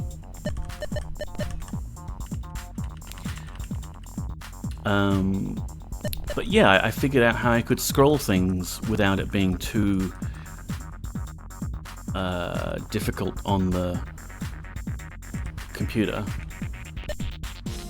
And again, I'm not doing double buffering. It's like literally when I move north, it's copying the whole screen south by one tile and then redrawing anything it needs to update.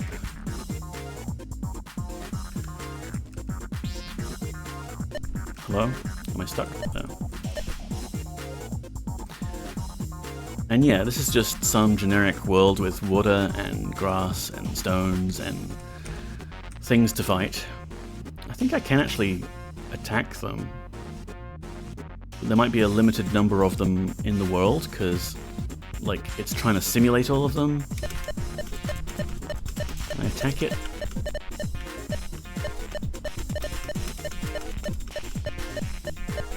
And I don't know particularly what I would do with this one. It's more of a game engine proof of concept than the other game, which was called POM, Palace of Magic, because I was basically cloning a BBC Micro game of the same name. But yeah, this is perhaps slightly more Ultima 1-like, and I could do something similar, like with the same concept. I don't know. I might want to start from scratch, honestly. And there's a whole bunch of like QBasic, sorry, not QBasic, QuickBasic libraries that people have made for game development, which would probably be helpful. Like we could maybe load sprite data from regular image files like PNGs instead of encoding them as text strings by my own editor.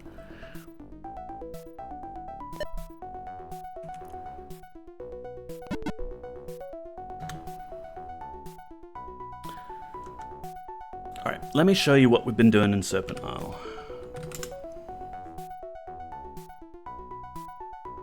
I'll go to the Serpent Isle card. Then we don't have the background music. Probably keep that on the Frog one, because if we're playing Frog or other games like that, you probably do want the background music. Anyway.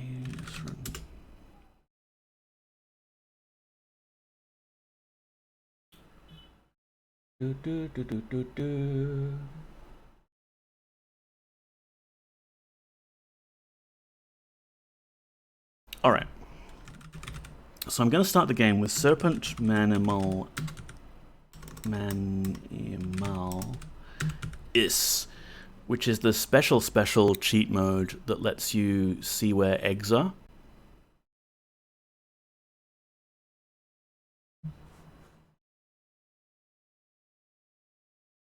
Hello.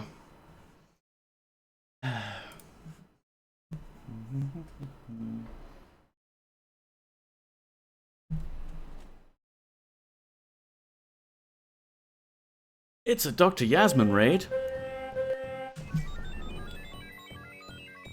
The doctor is in. Warning. Hello, how are you? What a surprise to see you here, DrYazman. How are you doing, friend? How was your stream? Made any more progress on that nice kiss art of yours? Here's a DrYazman shout-out. If somehow you are still unfamiliar with whom DrYazman is at this point, he's a lovely retro streamer from Australia, like myself, and does a lot of Ultima things. Currently doing very ambitious porting demake kind of thing of Ultima 8, but using the Ultima 7 Exalt engine, and it looks pretty cool. Check them out. About half the walking frames are cleaned up. Nice. I mean, I guess with the Kiss, the walking frames are extra complicated because of all the extra legs. But yes, welcome in. Good to see thee.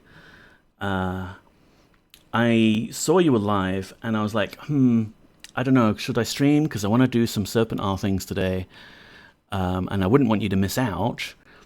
But then I realized I should, like, if I have the brain capacity to maybe do a bit of a stream, and it's not ridiculously hot and humid, I should probably just take the chance and go do a DOSember stream while I can, because I'm not going to get that many chances this month.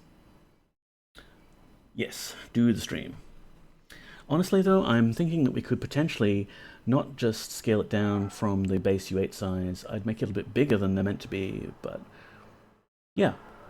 I mean, you're kind of adapting it to the game engine, so there's a lot of differences there in terms of like how big characters are and things like that. But yeah, welcome in everyone.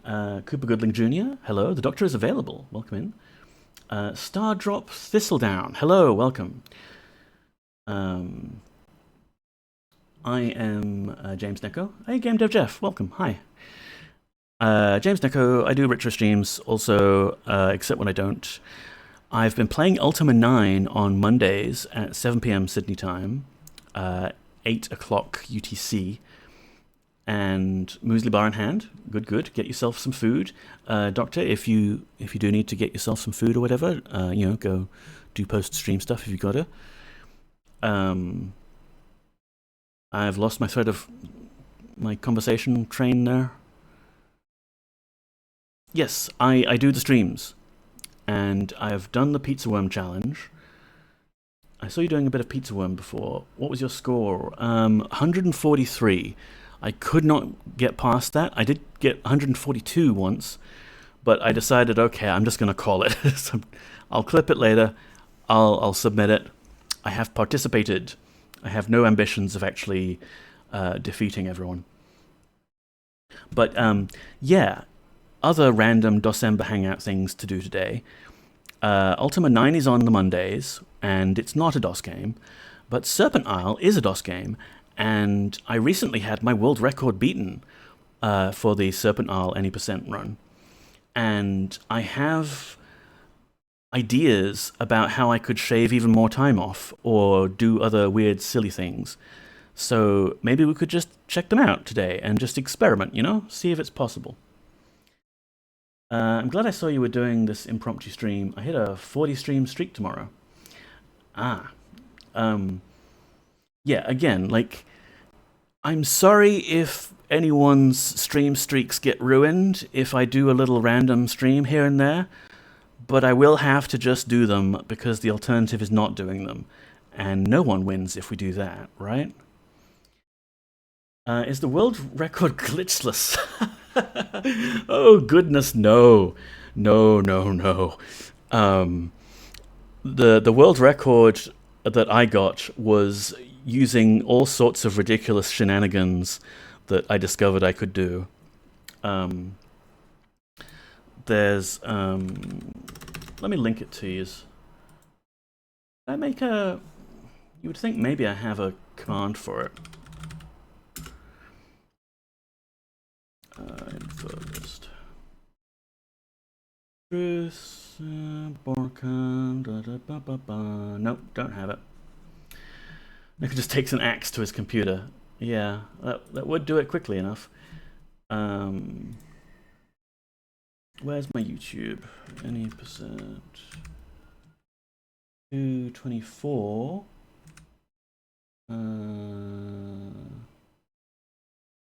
That's Spades Run. Well, I'll link this because it's in my browser history anyway.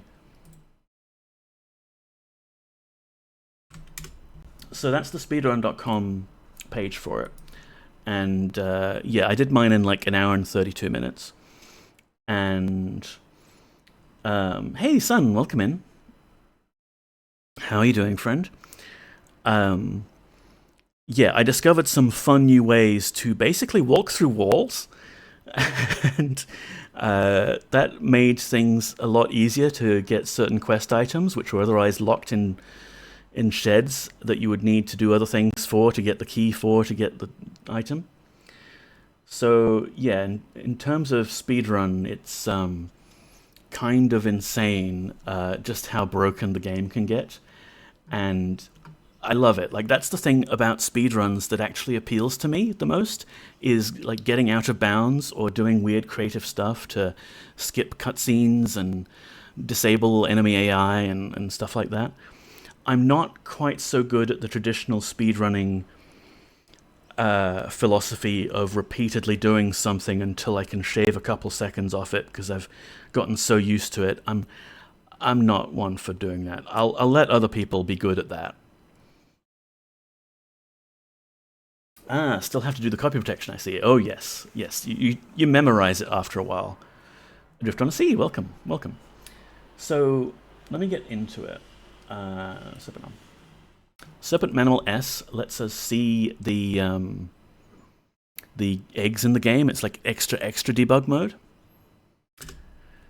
Fun fact, numerous people have discovered how to phase through walls in real life, but they did not figure out how to phase through walls without phasing through the ground, so now they are dead. Yeah, it's always a tricky one, that. It doesn't come up very often in fiction where people have sudden phasing through walls powers. Like, why are they not also phasing through the ground?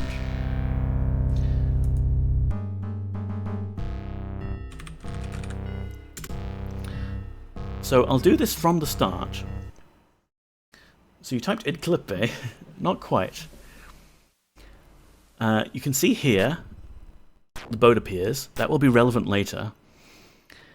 And then we do this little initial intro text. Fiend Batlin, look, there's a storm approaching, let us find Batlin, etc. So in terms of the game world, we are currently here. We're not on the mainland. We're slightly off to the left of it. There's a copy of this shoreline here, and another one here. There's two copies of it, and then there's the real one. The first copy we saw very briefly before the boat appeared, and it's just the shoreline without the boat. Just used for this one little introductory in-game cutscene. And as soon as we are there, a timer starts, and it teleports us to this copy of the shoreline, where we've appeared, we're off to do our mission. We're very well equipped by Lord British. We have a magic shield, we've got the black sword, we've got a spell book, we've got the glass sword, we've got magic armor, we have this Blackrock Order serpent, whatever that is. Dupre's got a magic shield and a Magebane sword. Shimino's got a magic bow and some burst arrows. Those will also be relevant later. And Yolo! He prepared for this epic journey by bringing his loot and a spare pair of pants. Ew, yuck. What's this game? Looks like a poor rip-off of the amazing Ultimate 8 and 9 games. Uh-huh. Thanks, G-Funk, yeah. Don't make me ban you. So that's our starting gear, right? And we can save here. Let's say... Yeah, start.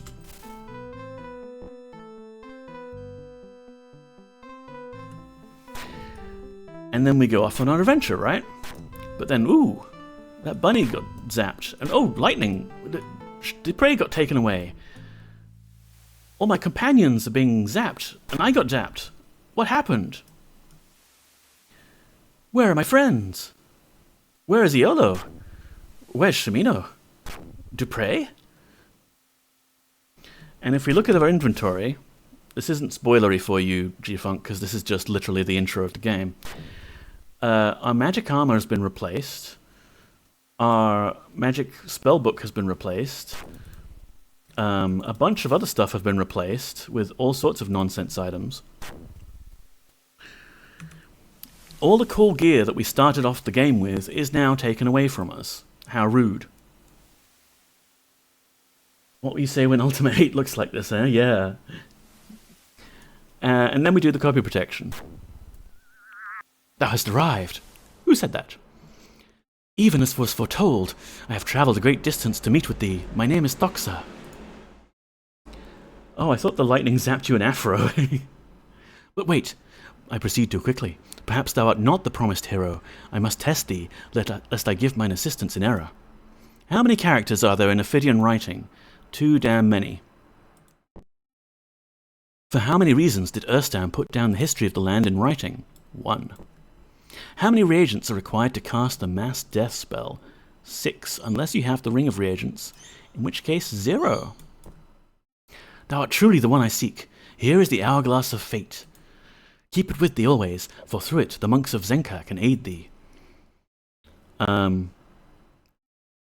Promised hero? The land is in dire need of a hero, for the end of the world draws nigh. There are storms which lash out with magical lightnings, and strange illnesses which plague the innocent. Lastly, there is the growing sense that something is wrong in the land. Okay, that's cool, but I've got to be going. I need to find my friends. Maybe I should investigate something like this in my mod. What color is the G-Funk's Viking hat? Yes. Bye. I must go now, before those who oppose me find that I have been here. Thoxa! No! Thou shouldst know better than to meddle in the affairs of fate, Thoxa. By merely talking with the hero, thou mayest be condemning us. We must intervene, Carnax. The very fabric that weaves the tapestry of the cosmos may depend upon it. Thou art as foolish as ever, girl. Zenka's writings are crystal clear. Those who seek to aid the hero shall cause her greatest calamities. I must stop thee before thou sendest us all to our doom. This fire ring shall save thee from being destroyed during this battle, hero. Neither of us means thee harm, but errors can occur in the heat of combat. Remain within the ring. Oh yes, I'm definitely going to be safe here.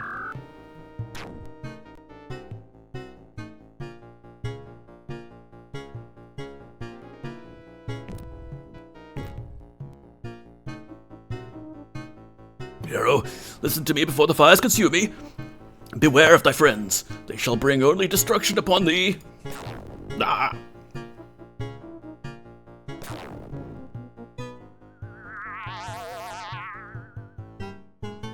Carnax is defeated for now. I am weak and must leave. The writings of Zenka speak of the 3 which shall travel with thee. Without them thou canst not succeed. Thou must find them, hero, and then never let them leave thy side. Thou must also seek 3 artifacts, a ring, a necklace, and an earring. Through these ancient items a power shall communicate with thee. More than this I know not. Seek out thy black sword with the caged demon that thou didst bring with thee from the other land. Thou must have it to complete thy quest. Oh, I don't know. I think we can avoid not bothering with it. So that's the start of the game, basically. And then we bump into Shimino again, unfortunately. Avatar, art thou all right? I heard what sounded like explosions of a volcano. And look at all the fire here. I've been searching all over for thee. That storm has left me quite disconcerted. I can find neither Iolo nor Dupre. And to make matters worse, nothing remains of the equipment that Lord British gave us. It hath all been replaced by strange items that I do not recognize. Perhaps thou should inspect thine equipment as well. I shall make a list of what we have. So what we're going to do is some silliness which I discovered would let us go back to that first island that we were on and go get our equipment again.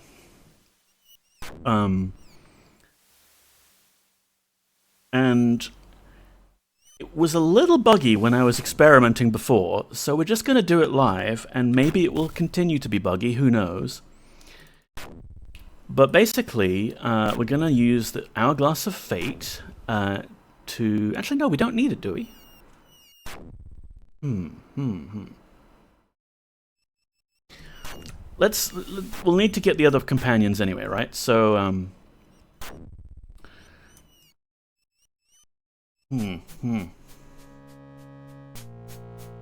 Thinking. Yes, hello, Wolf. Why don't you give me that hammer, Shimino? Thank you.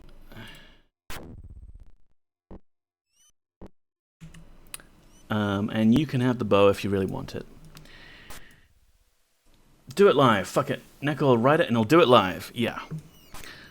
So I'll save after that long cutscene.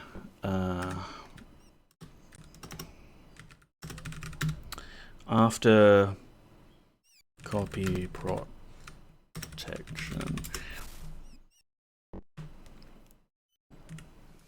The idea is, first I need stuff.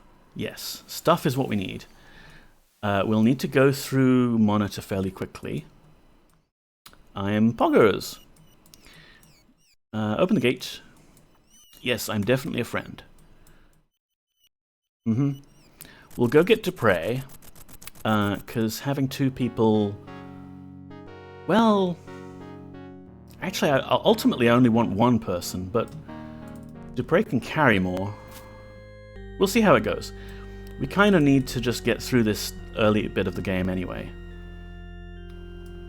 There's Lord Marston. Talk, waffle, blah, blah, blah. Goodbye. Perhaps she's a spy. Nope, I'm not a spy.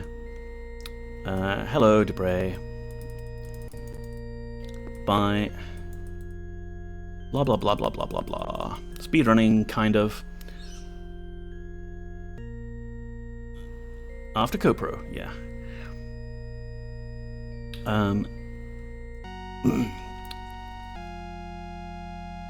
Let's see. I need to explain things, and I haven't really prepared anything, and I have no brain, so, you know, preparing and talking things is difficult. In my speedrun, one of the ways I figured out how to go past walls is to line someone up against a wall, give them a very large bulky item which we need to go get, the Iron Maiden, and then I cast a 7th level spell on them to vibrate all of their equipment off of them, which makes it drop on the ground. And then because the Iron Maiden is so bulky, it's intersecting with both me and the wall, and then we pick it up, and the wall is just temporarily permeable, and you can walk through it in most occasions.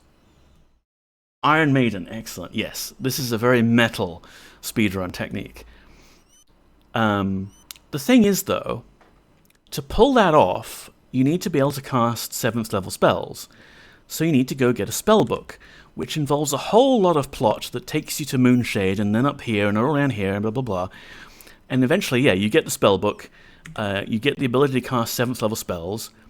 At that point, you don't really need to go back to the main island that you started on and get that spell book that you started with, because you're already more powerful than that. You don't need it. But what if there were a way where I could replicate that effect of dropping the large bulky item at my feet without a spellbook? And I tested it and gleefully discovered that it works. We'll go up to Fawn now and get aforementioned Iron Maiden. I don't think there's any others available in this continent. A dream? Yeah, you could possibly use the dream world. But what I came up with was, floor cake. put the cat ears on. Thank you, Mzizzy, for redeeming cat ears. I have here my nice little light up cat ears. Here. Welcome in. You missed the pizza worm. I got a score of 143. And then I ran out of brain power, so we're moving on to other random DOSember things. Can you see that? Cat ears. Cat ears. Is there one under Sleeping Bull? I don't think so, no. We need to eliminate the G-Funk.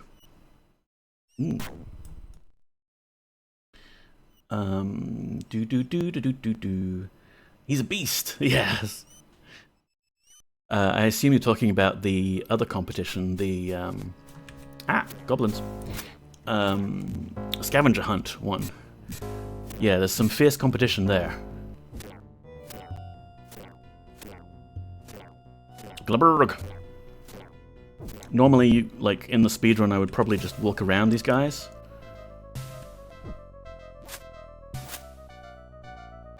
As we all know, the G in G-Funk does stand for gangster. You know what, should we do some shoutouts? We should do some shoutouts. DrYazman raided earlier and already got his shoutout, but the G-Funk is another cool Retro Aussie streamer. We have Adrift on a Sea, who doesn't stream, but I wasn't sure. They're very cool anyway.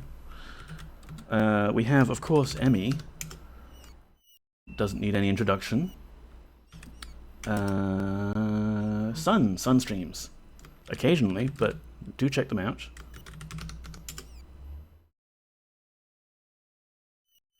Anybody else? I don't know. Like I usually say, like, just go to the current people in chat window, and you will find all sorts of lovely people who are great and stuff. Dupre, don't use that cake as a weapon. Here, use a spear. Honestly, we don't really need to equip people for combat here. Why are you using... Here, use this. Put this on. Put it on. Wear the item. Thank you. So we just need to go up to Fawn and grab this whole Iron Maiden thing. Best item in the game, as it turns out. Oh, please, milady, a favor. Please take this love letter. Yeah, sure. Uh-huh. Be careful of that one. Yep, I'm the Avatar. And I'm the Lady of Fawn. Thou wilt not go far with such here, stranger. What is thy business here in Fawn? I am missing a companion. Thou shouldst try inquiring at the Broken Oar. Keep away from trouble whilst thou art here. We have enough to worry about, what with storms, goblins, and fellowship troublemakers. That's great. Let me pass. Those are nice shoes. They are, aren't they? They're slippers, and they belong to someone. All of our equipment, for those just tuning in, has been magically randomized with other people's stuff around the world. And we possibly, like a side quest, need to go hunt down where those items have ended up. And you can kind of use the items that they were swapped with as clues as to where they've gone. I just have 4 things to go with the scarf. Oh, with the scavenger hunt, yes. Second best band in the game after YOLO, of course. YOLO's overrated.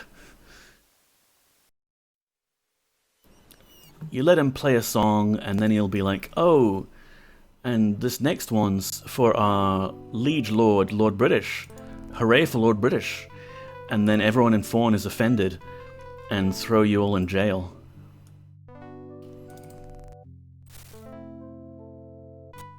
I missed.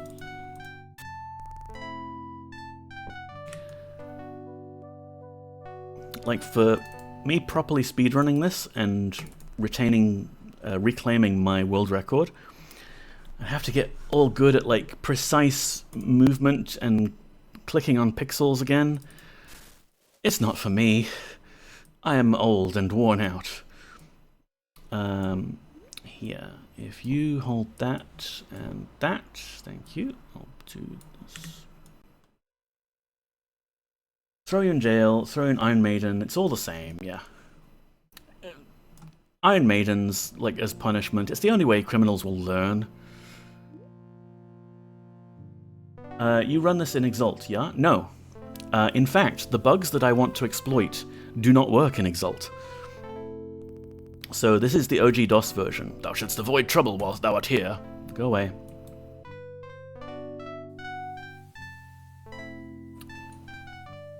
So let's see if we can get this working. There's some buildings over here that we can just test with. Let's see if we can clip through this wall. First thing we do, dismiss Shimino. Bye. I'm carrying many items, some of which may have been used to thee. Wouldst thou care to have these back? Yep. Here they are. Bye. So now Shimino's buggered off and he's given us all of his equipment. Our backpack is looking a little more cluttered. In fact, we might find it's not possible. Am I running with the cheat? We're running with Hack Mover on, that's no good. Can't do this with cheating. For some reason, the game has remembered that my last playthrough was using cheats. So even though we started a new game here, we're cheating. Oh no, run invalidated, etc. This is fine. We just want to get to a situation where our inventory is full. So this will do. And then Dupre's inventory, we'll just ditch all of this other stuff he has. Come on, Dupre. Strip naked for chat, please. So now he's only carrying the Iron Maiden. And we can talk to him. This is no time for idle chat, we're on a quest. Could you leave? I hesitate to leave thee, but if thou dost insist. I'm carrying many items, some of which may be of use to thee. Wouldst thou care to have these back? Yes. Here they are. Since thou dost not have enough room for this last item, I will place it at thy feet. Here we go. And please rejoin. With great pride. Bye. So now, you'll notice the roof got taken off because we're intersecting with the Iron Maiden here. And hopefully, I can just drop it on Dupre and walk through the wall. So now, I don't need to go, like, wait until we're level 6 and get the spell book to be able to cast Vibrate. We don't need to be level 7 and cast Create Ice, which was the original way that I found that you can also walk through walls. We just need to have a full inventory, an Iron Maiden, and a companion. And this also works for the other use of Vibrate, which was the halberd skip that I use at the end of Sunrise Isle, where instead of trying to walk through a wall, we're trying to walk across a small gap, and we build a platform based on halberds, because halberds have a nice big hitbox. So we're going back to Monitor now. Screw Shimino. He can just stay there at the Fellowship camp. I'm sure they'll take care of him. Ooh, a rolling pin. I like the teleport storms that give you random items. Sometimes you get something kind of semi-useful. Back in the day, we would go teleport storm shopping just to see if we can get extra useful items. What do you suppose they called the Iron Maiden before? Confirmed here that Iron Maidens are a substitute for vibrators. Yeah. Make sure you've got a safe word established. I don't know if they had a name before that. Big spiky box?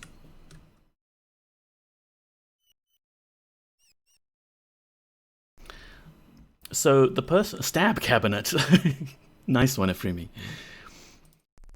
In my 1 hour 30-minute world record run, I tried to steal these halberds or buy some from this guy that runs the shop. And I ended up spending quite a lot of time on that. And I knew it was like a big time loss, and someone else would probably be able to use that to beat my record time. I was cool with that because I wanted people to do speedruns of Serpent Isle. Prior to my run, there was just one guy, Spade, who did his in 2 hours. So now that there's some interest in running this, it's kind of cool. Like, I'm happy that people are beating my score. But they beat it by cleverly coming to the training hall here. And I guess at the time of day they visited, it's empty. So there's these two halberds that you can just grab. Which I'm going to grab now and anger people. Nope. Ow. I used to watch Spade run this. Oh, cool, Fragmental Skew. I didn't realize.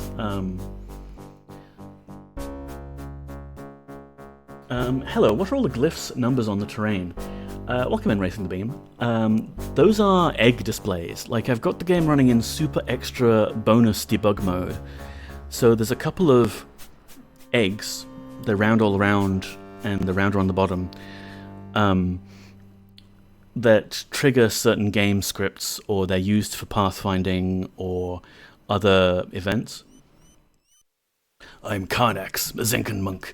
Please forgive our previous meeting, my daughter. I have nothing against thee, but I fear that Thux's willful interference shall be the undoing of all which we have prepared. Lest I forget, we have recently made a discovery which I believe shall aid thee, my daughter. Cool. Bye. We have restored life to thy flesh, as promised, hero from another world. Now thou must continue thy quest. We know not for certain from where thou wilt continue. It's right back here, and they're attacking us again. Thanks, Karnax. Fun fact, falling to the center of the Earth as the result of phasing through the ground is not inherently lethal, because there is no matter to crush them to death. However, all people who have spontaneously discovered this power quickly died due to vacuum exposure or tried to phase back into solid Earth. Also, like, there's the question of, if people can phase through matter, what are they breathing? Yeah. What do they eat? Where's Dupre? Alright, he can't carry an extra halberd. I can. So here, for the moment, I'll do that. And run away! We could probably take some of them in a fight, but they are quest essential, and you wouldn't want to do this normally for the speedrun. It's fine, it's fine. We'll just run away, and maybe they'll forget all about that little attempted robbery. Well, successful robbery, really. They must have been really confused when they killed me and I vanished, only to reappear moments later exactly where I was. Wouldn't phasing to the center of the Earth cause them to phase out the other side, or is momentum not a thing when phasing? Ooh, we're getting real technical here in chat.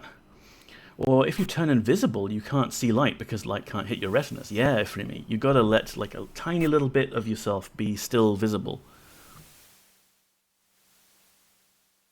There's a book series. I forget what. I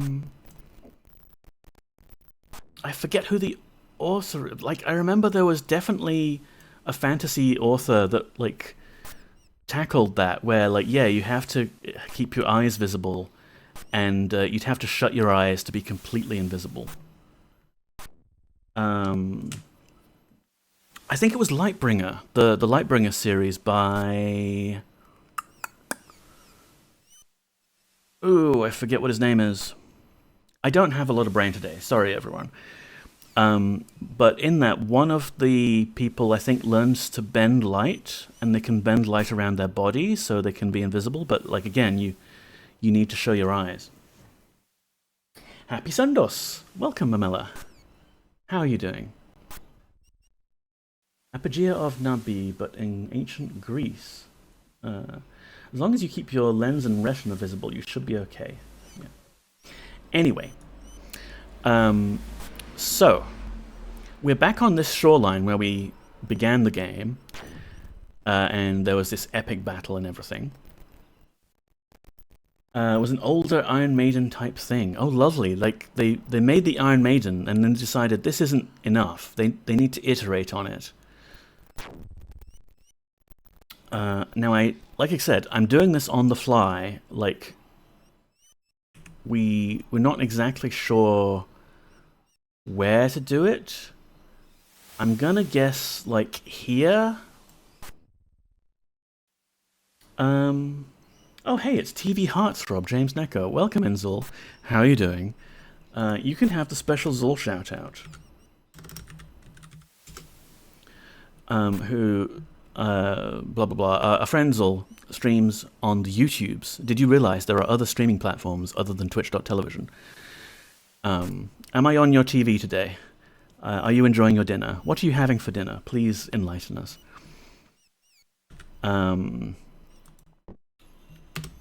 Bridge.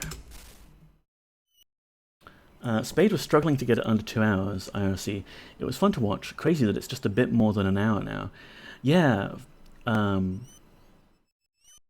I still haven't updated that. Thanks, man. I meant to update it, but it's like a whole special built-in command that I made specially for Zul, and not one that was easy to update, so I haven't got that. If you have the power to stop time, you would also be blind because light would not be entering your retinas. Yes, also problems of stopping time. You have to just slow it down enough that light still works, but yeah. With Spade's run, Fragmental Stew, yeah, he originally was doing the route based on Doug the Eagle's anti-walkthrough, so there's a lot of fun stuff in there, which is, it's kind of for swag. Like, you know, you can break into the Royal Mint, but it is kind of slow to do, and you could just do it the normal way, and it would be kind of at least more reliable, if not necessarily faster.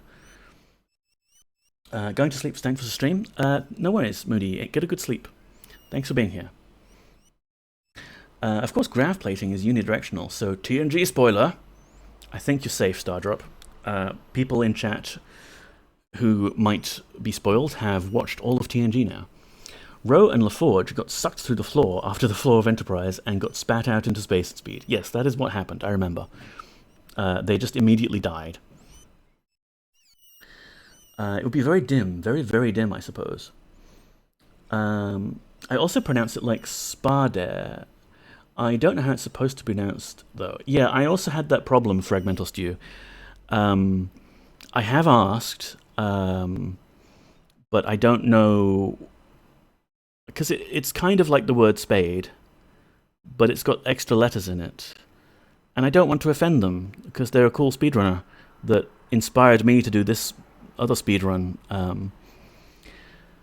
Anyway, we've got some interest in the Serpent Isle speedrunning community now, so exciting times ahead. And this thing I'm about to do is almost certainly completely pointless for the speedrun, except maybe we get the Blackrock Order Serpent. Like, that might save a little bit of time, but then killing Batlin doesn't take that much time either. Like, you're going to a lot of effort here to regain your lost equipment, when really you don't need most of it. The spellbook that you get doesn't have a lot of the spells you want for the speedrun as well, so that complicates matters. You may as well get the official spellbook from Moonshade. I specifically remember the phrase, "How much cheese wouldst thou like?" because he bought a bunch of cheese to make cheese stairs. Also, the party constantly complaining about how cold it is.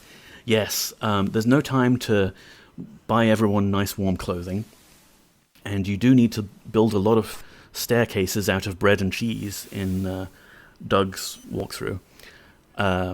With my alternate route, I ended up not needing to build any stairs over things because I just ended up walking through walls. The good thing about light is that the brightness is exponential. Daylight is something like 2,000 times as bright as a typical living room with lights on. So you can slow down time quite a lot before it gets too dark to see during the day. Good to know next time I'm slowing down time. Anyway, daylight's burning. Our inventory is mostly full.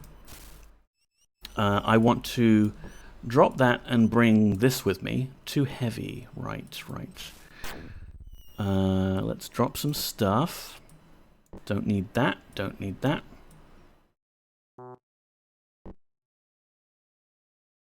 We need 15 carry weight units. We won't be using the halberd because we'll give that to Dupre. Hang on. Get me inventory management stream. Come on. 26 out of 36. So that's too heavy still. We need to drop some stuff. We don't need the bow. 13 out of 36. I can't do maths right now. 28 out of 36. We want to be in a situation where we can hold on to the Iron Maiden, but we can't hold on to either of these two halberds. So I guess I'll just keep... Okay, that won't fit. That's good. So if Dupre tries to give us anything, we can't hold it in our hand because halberd is two-handed.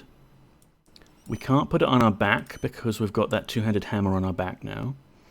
We can't put it in our backpack because Shimino thankfully put his backpack inside our backpack. Yo dog, I heard you like backpacks. So that's full. And now if we ask Dupre, let's save again because I don't want to do that all over. Slow time slowly goes on in the Discworld series, and it starts getting darker and redder. Yeah, time is very slow in Discworld. It's like treacle.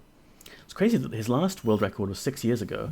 Feels like it couldn't have been more than a year or two ago. Well, that's 2020 for you, Fragmental Skew. Figuring out why superpowers wouldn't work easily is one of my shower thoughts. Like teleportation, I tried to teleport to New York, but I last teleported there 4 months ago, and the Earth has moved since then, so now I'm way out in space. Space. Gotta go to space. So we tell Dupre to leave. We get him to give our items back. We get him to join. We tell him bye. And now we have a little bit of a halberd bridge. We give one of them back to Dupre. Actually, we could probably give both of them back to Dupre. I haven't figured this out yet. Yeah, okay. We need to just give one of them back, because otherwise he might be too far away from us and we can't talk to him. So, quick hack. Nobody saw that.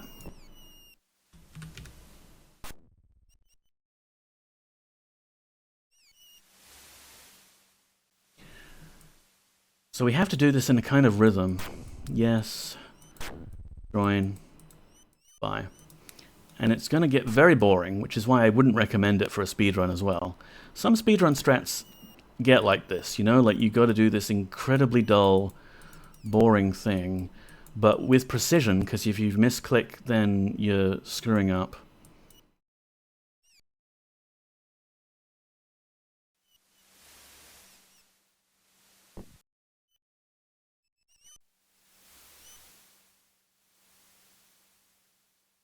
Come on, Dupre. Get on my bridge. See, there's like a specific order I'm going to need to do things if I want to cross the ocean here.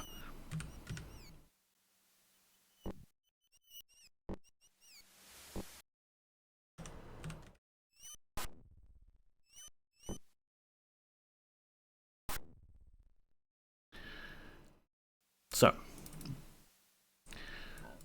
we flicker the halberds. Yes.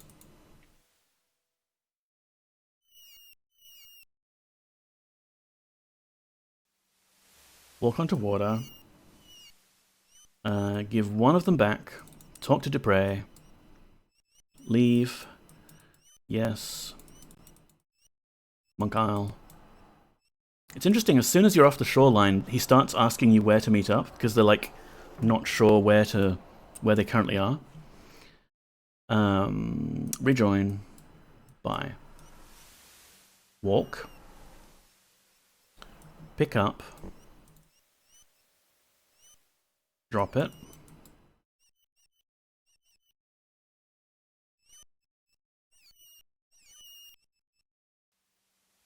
Walk. Sorry I butchered that last message. I got the gist of it, I guess.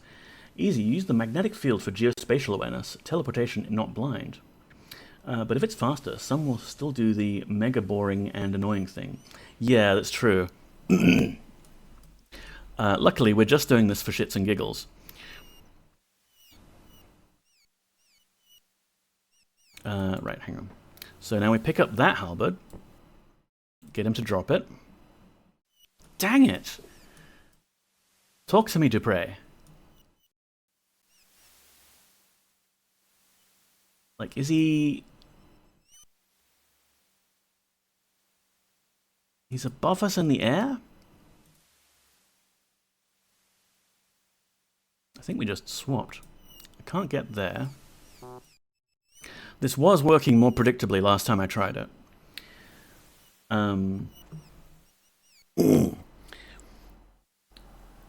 There's a TV show called 7 Days which does time travel, and they kind of explain away the time travel like displacement thing by like, okay, you have to launch your time travel capsule into space, and then it's in orbit around the Earth, and the Earth's gravitational pull keeps it in space even though you're going back in time, and then the guy like actually has to land and go do his time travel shenanigans afterwards. There is a way to do this, I'm sure.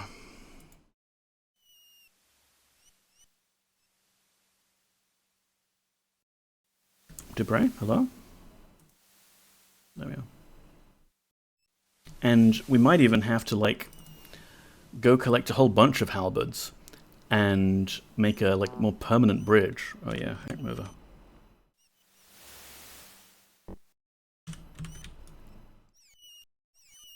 I'll tell you what, while we've got this on, let's just scout ahead, because we don't know for sure if that's the right place to do this. And it will be very frustrating if it's not. Okay, no, this will work. This will get us to the shoreline we need to be at. Notably, we can't do this with additional companions, because they would have to have their inventory full as well. Otherwise the loot gets distributed amongst the party members. It just gets a bit less manageable.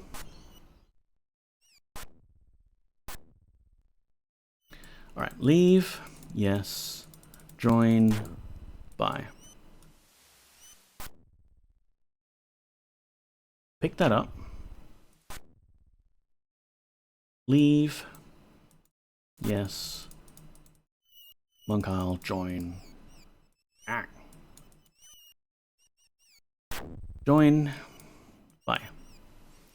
It's so easy to get like misclick. So I think what I'll need to do is I'll need to just be standing next to Dupre each time, maybe, so that he can talk to us.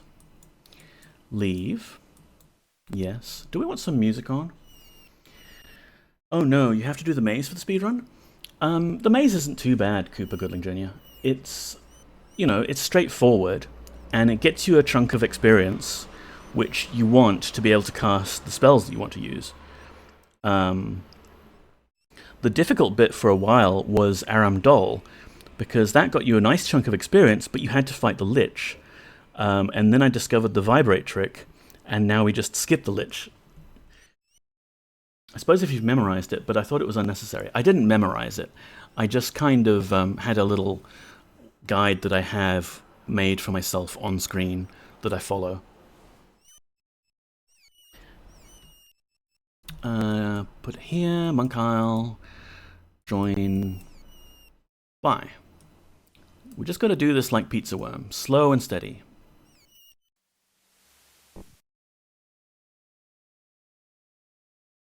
Leave. Yes. Join. Bye. I will put some music on, because this is going to get dull with me talking otherwise. What's it for, though? You get the helm? Well, when you pick up all of the special items from Silverseed, the game gives you 500 experience per each one. So the helm is nice, but it's not really what you're going there for. You're going there for experience to level up quickly. Let us add a browser source, please. Thank you. Existing music overlay. Serpent Isle is never dull. It's not. It's a lot of fun. Welcome in, Stephmatician. So we just did that. Get close.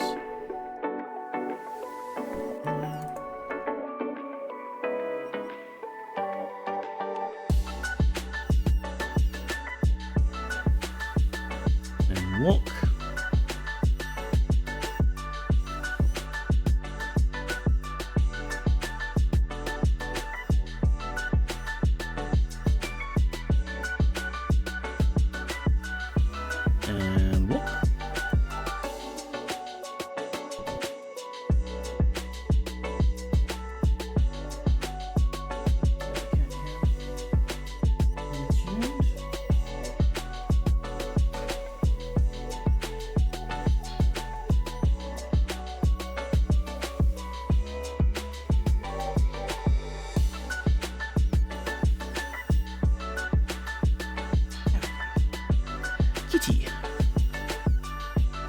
Music is a fraction high in the mix, I reckon. Thank you. I will shrinkify that.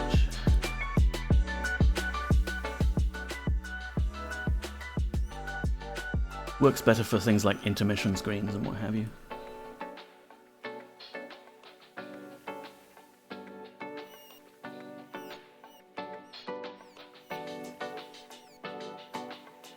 There's a conservation of function with Linux.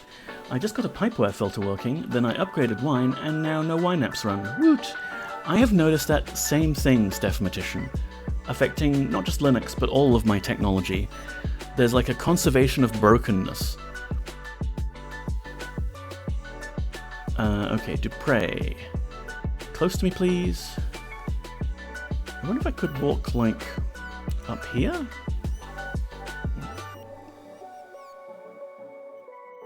Well, take the halberd. We're going very slowly through here. Oh, butts. I did it slightly differently and now we're not able to talk to him. Dupre.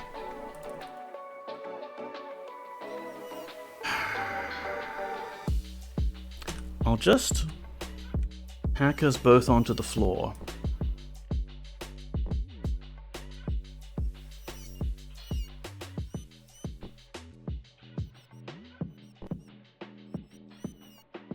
Nope, it's not working. He needs a floor to be able to talk to us, because they're all scripted to walk towards us and then talk. This is fine. It's fine.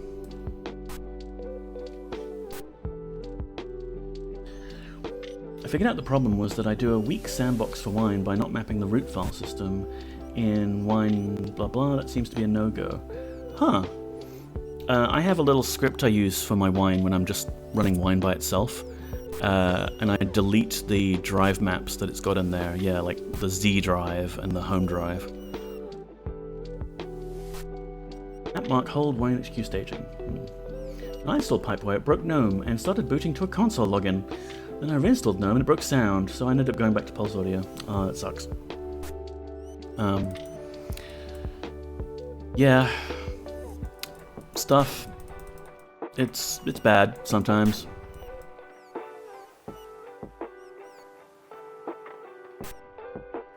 If I can just figure out why, like what the circumstances are for Dupre not wanting to talk to us, then maybe we can do a better job of bridging. I also contemplated the idea that we could just start killing pikemen and just kill a whole bunch of pikemen to get as many halberds as we need to make this bridge.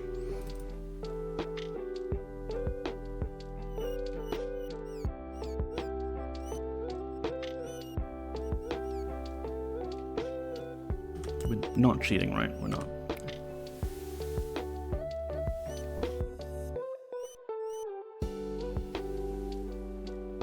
Wait, I think I've got it. Like, if I'm here, Dupre can still walk up and talk to me, right? Yeah. Then I tell him to leave. Come on, Kyle. Join. Bye. Now he's made another one, and it's slightly higher up, is the problem. So this halberd is sitting on the floor of the ocean, well, on the surface of the ocean.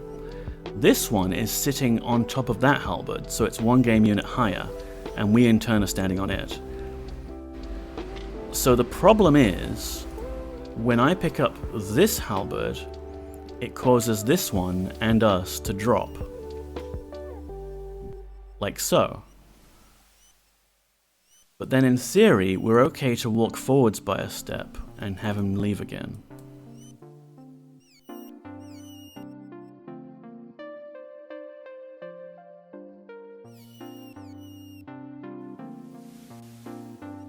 And then walk forwards.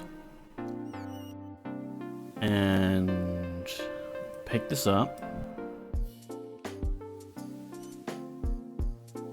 And talk. Yeah, okay, we're doing it, we're doing it. We're crossing the ocean.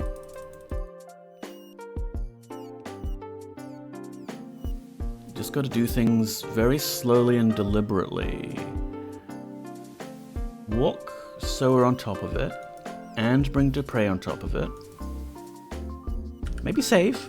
Maybe save, yeah.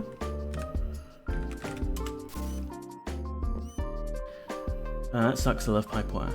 Pipewire has been, yeah, a little better for me than Pulse has. The ideal thing to do would be to load that bird up with halberds and cast Vibrate on it as it flies west.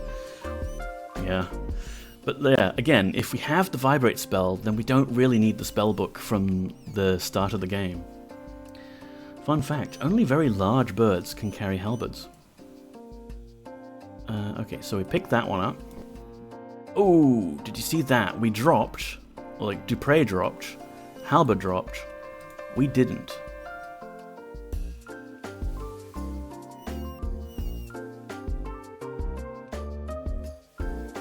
Okay.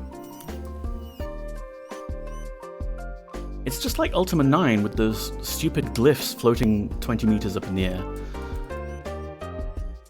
The physics is just a little bit janky. I mean, having physics at all in a game like this from this era was amazing.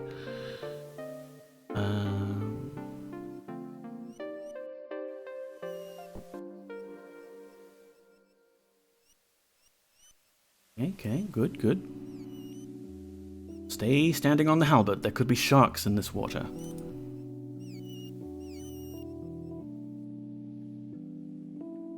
Pipewire is bliss in terms of latency, frequently less poppy than Pulse was in some applications.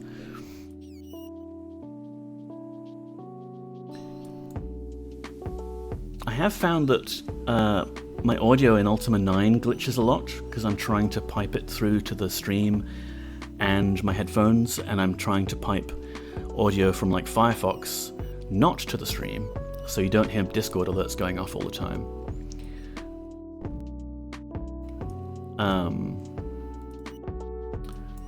And I thought that was causing the audio choppiness, but then I was reading that, like in the config file for Ultima 9, there's a bunch of settings for like audio sample rate, and a comment from one of the developers saying, we think this will solve our infamous audio choppiness issue. So there you go, it's probably just Ultima 9 being Ultima 9. Okay, we both fell and the halberd did, so that's good. Talk to Dupree, good, leave. Yes. Come on, Kyle, join. Bye. We can walk onto this new halberd. Aha! Dupree fell, I did not. But I can still walk onto this halberd now that's fallen. Good, good. We're learning. Leave. Yes. Come on, Kyle, join. Bye. I'm glad you can do the dialogue in one step. It would suck if you had to leave the dialogue and then get him to rejoin. Let's have you pick that one up again. Neither of us fell this time. We're still floating in the air. I wonder if that will screw us over. Oh well, We must press on, Avatar.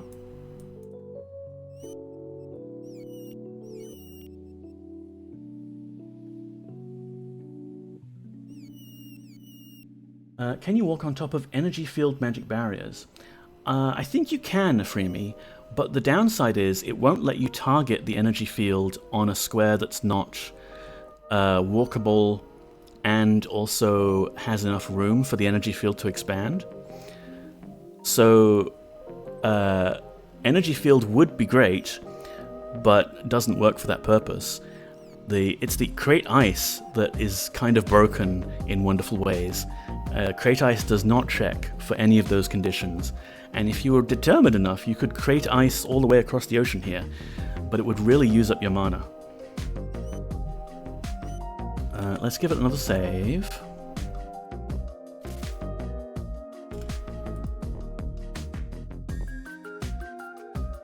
Pick up that.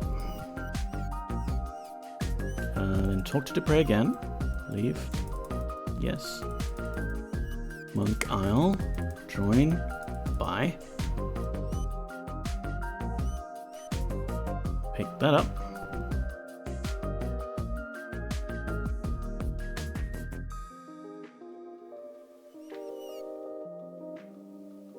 Oh, look, we've reached the non-rendered part of the ocean. This is looking good.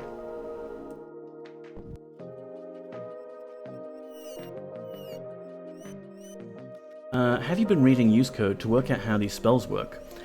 Not the spells, Stardrop, but I did dump the use code and look into how, the Death Warp works, where it teleports you to Monk Isle, Karnax talks to you, you say leave Monk Isle, you get sent back somewhere. The code for that is very complicated and very difficult to read, even with the debug annotations on. But I was kind of hoping to find a way to die and get teleported to Monk Isle, but then find a way to not have the conversation with Karnax, or to get out of it and then stay on Monk Isle, because that would be very useful. You could get the Mandrake route earlier. Although with this technique, you can also bridge over to Monk Isle from Moonshade and get Mandrake route that way. The trouble is, for a lot of the stuff, you still need to go Urstam and get the Serpent Jawbone anyway, so it's like, are you really saving time? Oh man, it's getting dark. Better hurry.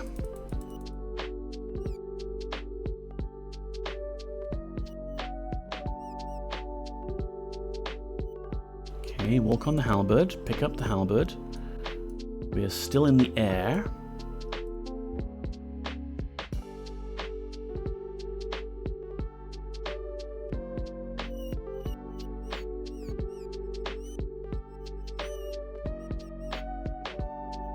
Ooh, big ask there. Yeah. It's very tricky. Like, there's flags set up so that if you died in the Silver Seed area, you don't get sent to Karnax, and you can get sent to the healer from Deathwatch Keep. And I was wondering, like, if you could do that somehow, or yeah. I tried putting Karnax to sleep with a sleep potion and then doing the Death Warp thing. That didn't work, unfortunately. He wakes up in time to give you his little spiel. Kestrels keep making me think a dog is whining. Yeah, they do that kind of twee twee noise. But my dog doesn't whine like that. She just barks if she wants my attention. Let's see. We're standing on halberd. We can pick this one up. Good, good. We all fell down. Leave. Yes. Monk Isle. Join. Bye. We can walk up. We can see shoreline, folks. We can see it. Pick up halberd. We all fall down. Good. Talk. Leave. Yes. Monk Isle. Join. Bye. Walk onto the new halberd. Pick up the old halberd. I didn't fall down. Let's make sure we're on the same level. Let's give it another save. Speedrunning, folks. Speedrunning for a very dubious purpose, but Ever since I got this game, I've always wanted to recover the items that get stolen from us at the start. They give you such cool gear, and you never get to see it until later. Technically, you never get to see the originals, you find copies of them in the game world. Now we can do it. We can have the black sword.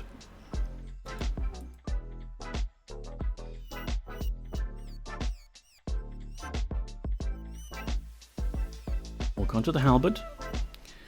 Pick up the halberd. We're still in midair for some reason.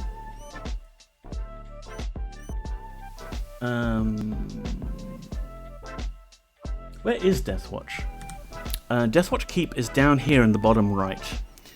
If you're using Exalt, it will render the map for you and actually show you all of the... Like, I'm using the F3 cheat here, not the actual map item. So if you're using F3 and Exalt, it'll show you all of the places where they've hidden underground content and also Silver Seed content.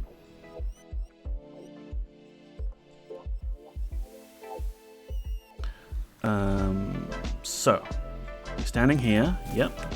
Talk to Dupre. Leave. Yes. Monk Isle, join. Monk Isle. Join. Bye. Up. Couple more, we're almost there. Thank you for staying with us, folks. You have a lot of patience. Don't know what I would do without the background music and the cat cam.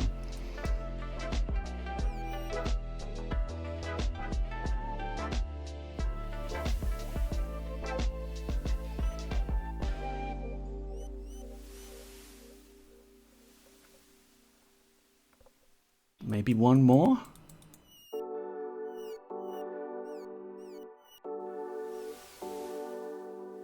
Not quite. Maybe if we pick this up, we'll drop onto the ground? Yeah! We did it, folks. Give that another save, alright.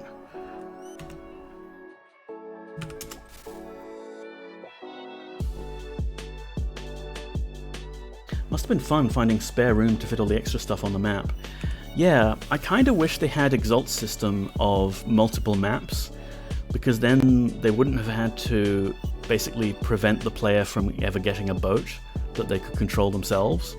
Because so much of the game world that's the ocean here is actually underground caverns and dungeons and things. So I can kind of understand, like, in Ultima 7 Black Gate, they hid all of the underground dungeons inside the mountains, sometimes completely irrelevant mountains. With Serpent Isle, they wanted to do a lot more, and they decided, I guess, okay, we can't make big fake mountains. We'll put it in the ocean, and we'll disable boat travel. We won't have magic carpet. You won't be able to go absolutely everywhere you want, but maybe that's good. Maybe we can slowly unlock the game world and have the story reveal itself to you. Kind of, you know, as a game design choice, I respect both ways that Ultima 7 Part 1 and 2 did it. So, we are on this fake bit of map that you see at the very, very, very start of the game before the boat arrives. And you may be saying, but Neko, wait, hold on, I've thought this through. When you do the start sequence, the game takes your items away from you, they get zapped away from you. They get destroyed, basically, so how are you going to get them? And you're on the wrong island. Do you still have to keep bridging over? No. When we go up here, and we trigger the egg that teleports us to the other map with the boat on it, about here. Please feel free thine own friend. There has been a terrible mistake, milady. That storm transported me to this odd city. Because I'm a stranger, they arrested me. They say that I'm an enchanter. Speak to Lord Marston and win my freedom. I know thou shalt not leave me.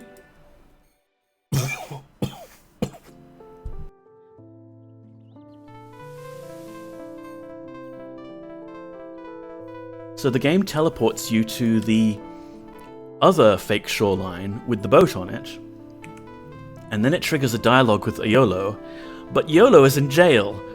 So YOLO just gives us that little speech of, please free me.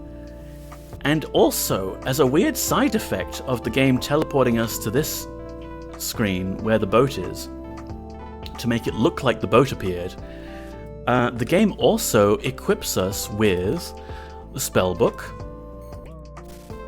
and a bunch of other stuff. Do I have a torch?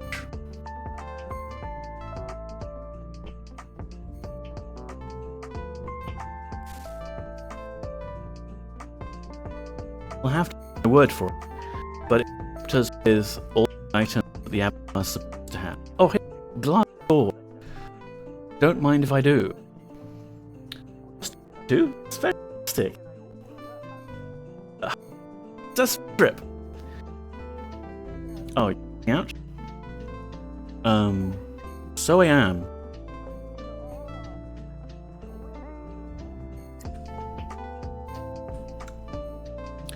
That's my magical mute button accidentally triggering a bit there. So yes, we forcibly got a dialogue with YOLO, but YOLO is in jail. The game teleports us to this island to make it look like the shippers are teleported in. And also, it gives us the spellbook and the glass sword and a bunch of other stuff, and I can't find a torch.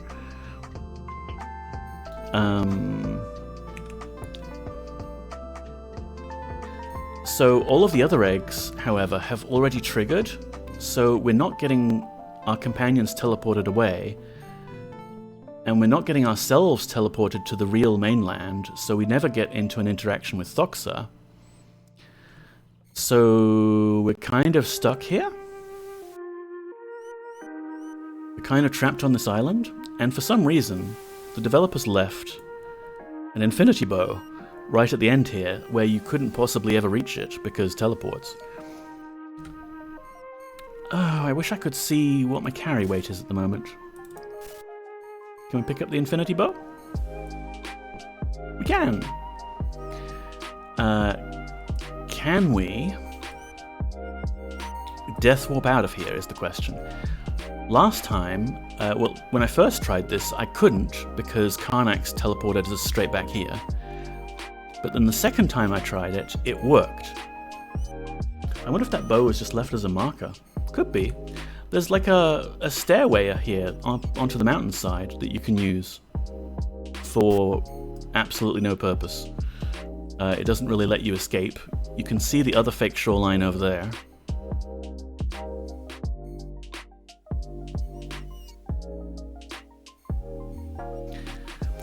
So initially I was thinking one way we could smuggle items out of the starting cutscene was we kill someone, maybe Shimino, we leave their body like here before they get teleported away, and then you could just about reach them if you went to the fake shoreline and used the hourglass to resurrect them.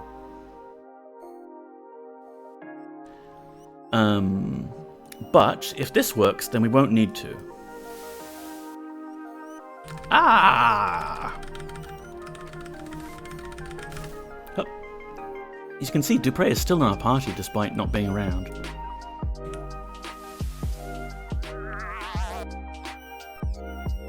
I am Karnax, a Zenkan monk. Please forgive our previous meeting, my daughter. I have nothing against thee, but I fear that Thoxa's willful interference shall be our undoing of all of which we have prepared. Lest I forget, we have recently made a discovery which I believe shall aid thee, my daughter. Can I go? We have restored life to thy flesh, as promised, hero from another world. Now thou must continue thy quest. We know not for certain from where thou wilt continue. Oh, shit. We're here. So it's kind of weird, right? Like, under certain circumstances, the game will teleport you either back to Monitor or Fawn, and in other circumstances, the game is confused and is like, well, I don't want to risk breaking the plot at all, so I'll put you exactly back on the coordinate you were last. I have a sort of Mandela itch. I remember when I was small, I found this sword in Serpent Isle. It was like a dragon sword, and it was short. Like not the magic dagger, and not the Blackrock sword, but I haven't been able to ever find it again. The Dragon Slayer sword.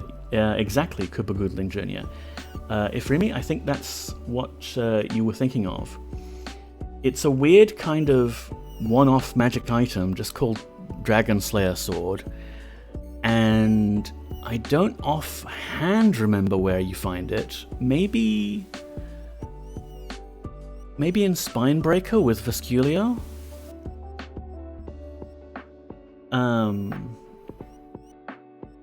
And yeah, it's I don't know if it's in Blackgate, but definitely Serpent Isle. It's like not a quest important item. You kind of, if you go off the beaten track, you can get rewarded with this extra bonus sword. Shamina's Castle, I want to say. It's not in Serpent Isle. It's definitely in Serpent Isle. The Dragon Slayer sword. Can you walk back with halberds? Here's the thing, Adrift on the Sea. If we do the same trick and we want to go to the east or the south, it doesn't work. Because getting Dupre to drop items, rejoin, buy. I noticed he didn't ask about Monk Isle that time either. He drops it at your feet, but the bottom right coordinate of the halberd is at your feet. So you can only use this trick to bridge left, like west or north. And there's not a whole lot of stuff to the west or the north. You would be at it for a long time.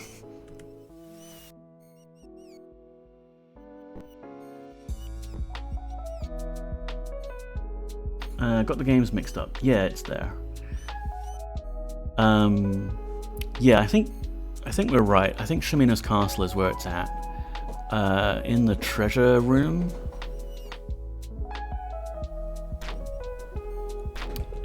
Which treasure? Ah, yes, it's up here.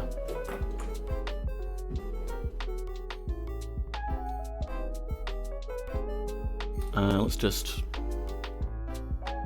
Can we break these doors? I've got my spellbook equipped. Won't fit. That's fine. We've got a secret backpack within a backpack we can put things into.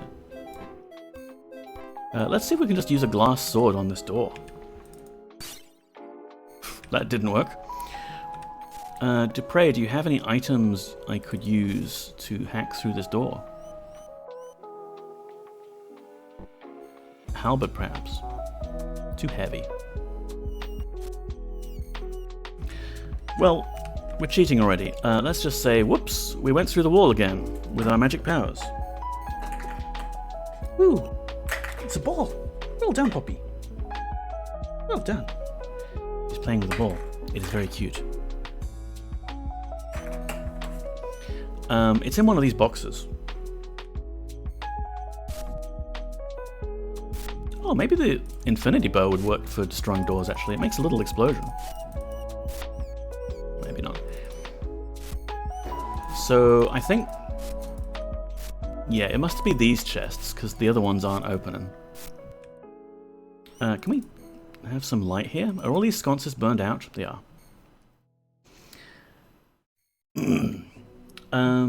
Is there another item that goes the other way, maybe?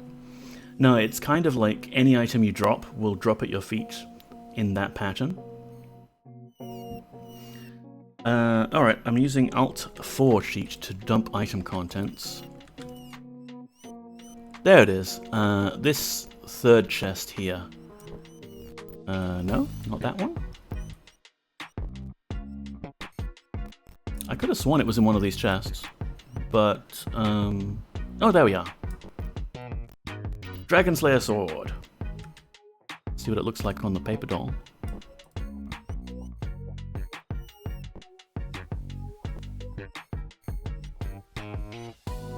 Could we have some light somewhere? Go to the pub.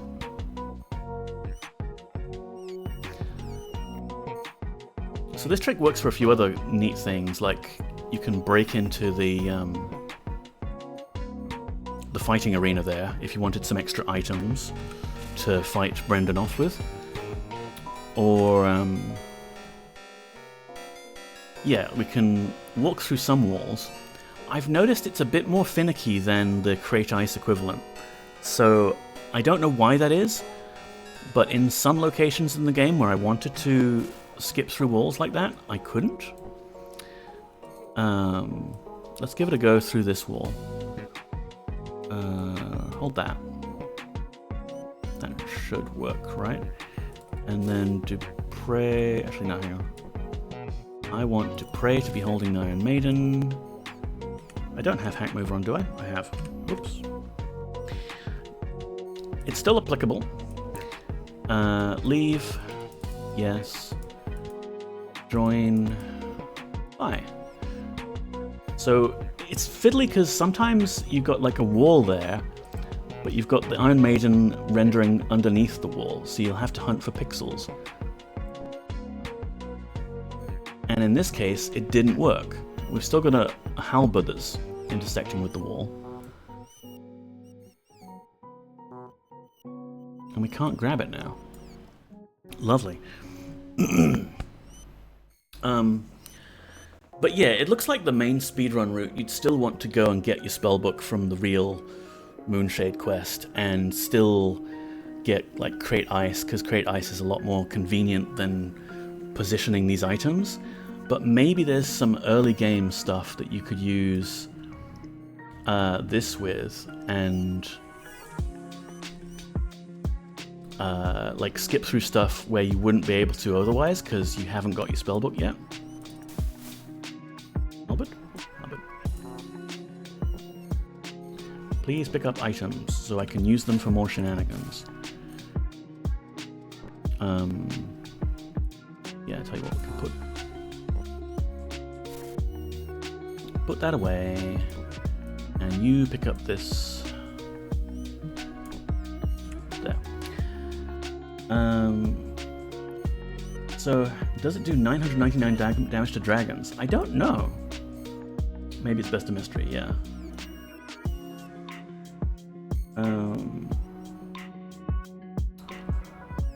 So yeah, other places we could skip. I don't know how super useful it would be.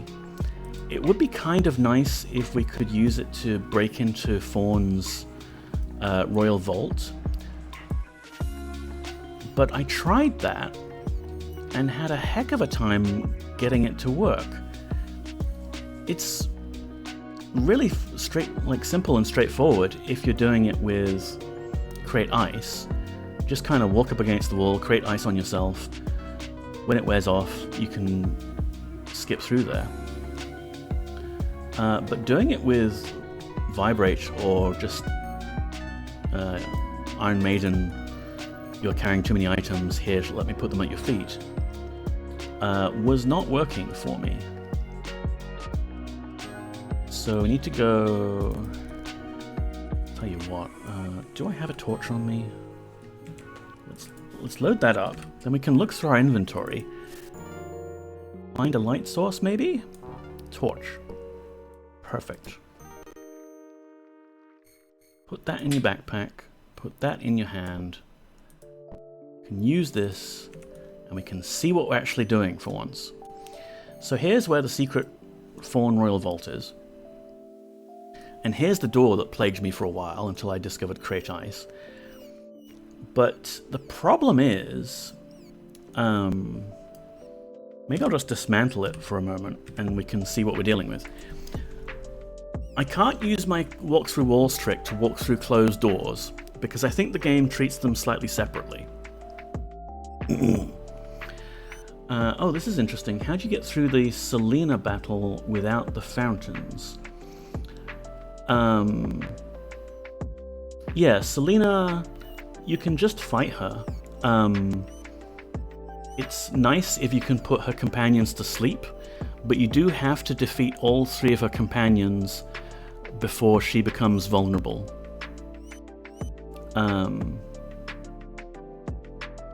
That's about it, really. You can also, like, if you want, cast Vibrate on her and disarm her spells, but it's not too tough of a fight.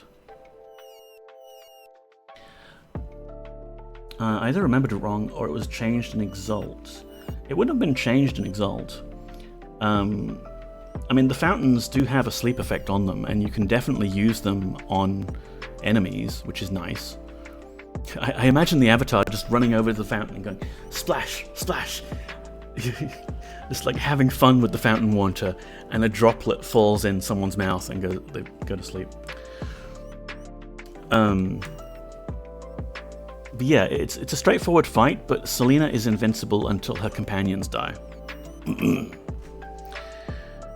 But what I want to show is, like, this wall here is a 1x2 piece, and there's a bit of floor which you can see is glitching out a little bit.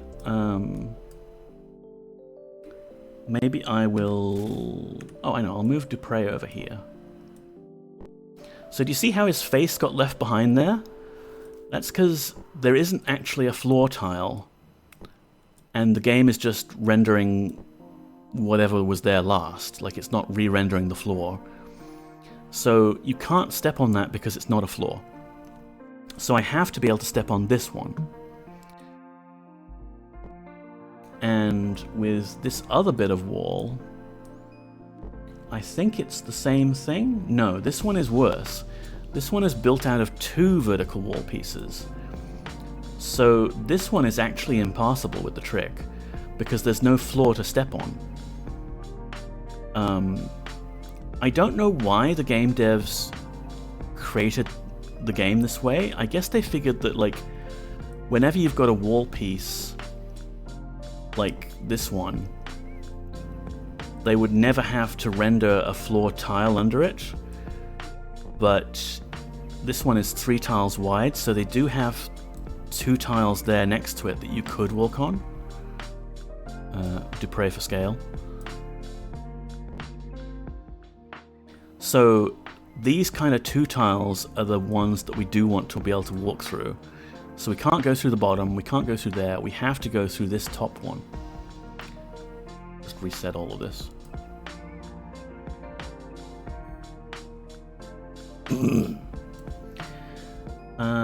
Don't know why I thought that was part of the battle. Probably just attack them out of order. Yeah, it's easy to do. Like, it's not really telegraphed to the player that you are gonna have to defeat them in a certain order. And the Cyclopses, being big brutes as they are, you kind of feel like, oh, maybe I'll just take the wizard out and be done with it. But no, it doesn't work out that well. So Dupre has the Iron Maiden. We'll get you to leave. Yes, drop the item. Oh, here they are. Whoops, we still have Hack Mover on. So we can... Oh, also that.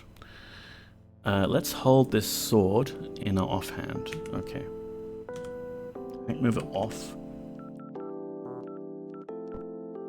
Why can Dupre not carry this now? Because he's not part of our party anymore. Join.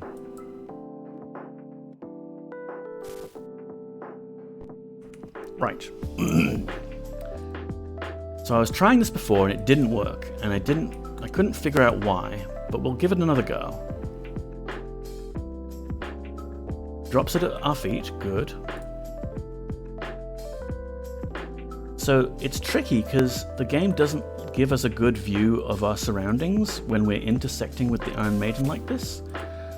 Our torch just went out.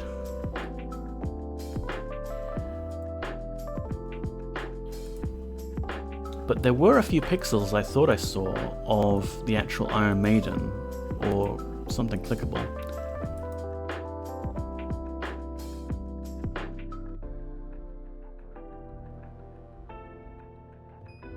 Where's our self? There's our self. If we click around here, maybe?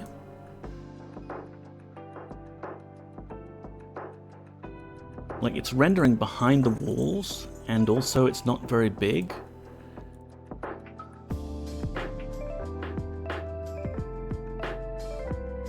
Ooh, Poppy's playing with the ball thing.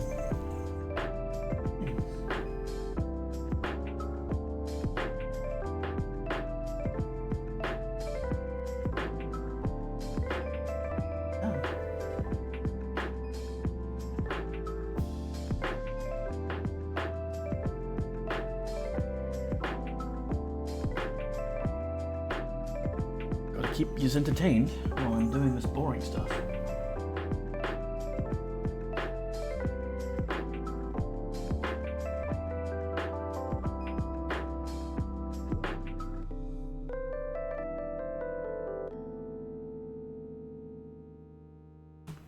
I don't understand the glitch enough to know why it doesn't work. Yeah, so my theory about it, and maybe watch the speedruns, or I've made some YouTube shorts about it for like clearer than this at the moment, because this is not very clear. There's a debug mode for like light, isn't there? No, maybe I'm thinking of Blackgate.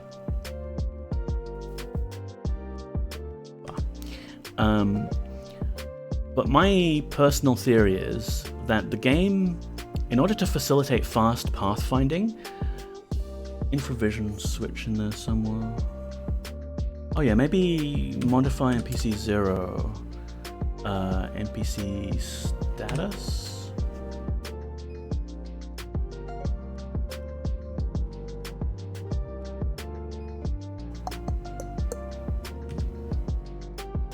Stats?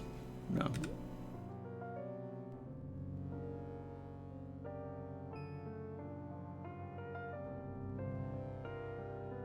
It's fine. My theory is that the game keeps a little map of the local area of which bits are walkable and which aren't. Because you've got things like doors which can open or close, and that will affect your pathfinding for your party and your enemies. And it only updates it every now and then, like when an item moves. So it's fast. It's faster than actually looking through the game files for like, oh, there's a wall placed here and a wall placed here. And when you move an item, like a big bulky item, like the Iron Maiden, the game erases from this quick lookup map those squares. It's like marks them as walkable now, because you've just moved away this big object. So if you could get two objects to intersect, you'd be erasing them temporarily and be able to walk through the hole that you've made. If I can find a pixel here that is not myself but the Iron Maiden, this would work.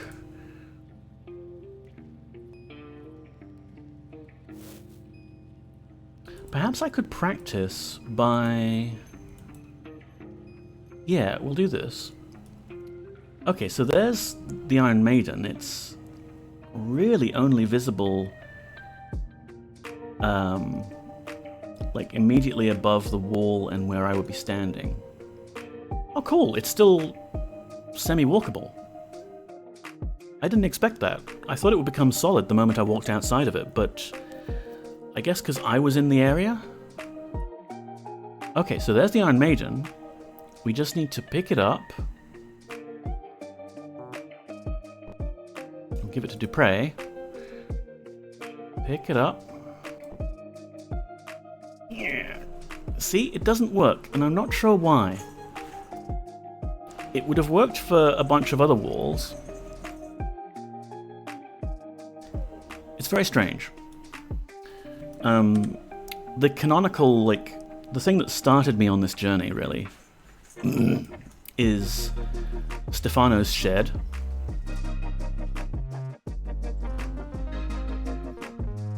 Because I kept thinking, like, if I didn't have to do, like, get locked up in the Dungeons of Freedom and then release the Banes and then meet Stefano again, I could save so much time if I could just, like, break into his shed. And I originally tried create ice, like, on the wall up here, and I was able to step through the wall. In my run, I stand here because it's slightly easier to step into the wall. pray. Leave. Yes.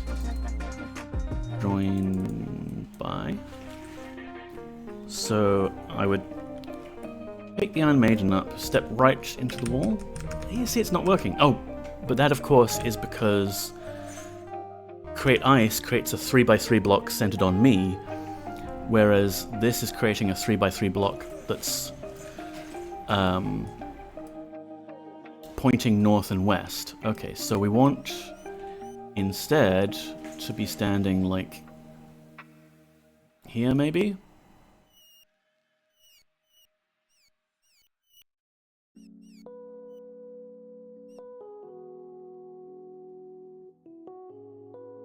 So pick up Iron Maiden. Oh, that's interesting. It made the snake move. Can I pick up the snake from here? No. But if I step into the wall? Nah, it's also still not working. How about this corner? This corner at least I've had some success with in the past.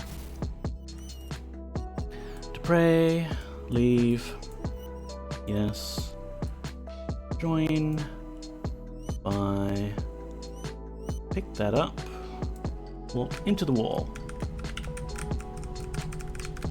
Not happening. So yeah, I think we still need Create Ice in some situations. Because this one is just a little extra finicky. But it's great for the Aramdol skip. I will just check that I can't walk through this door, but I'm pretty sure the doors don't work the same way.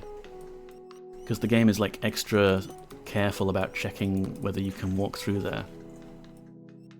Or not.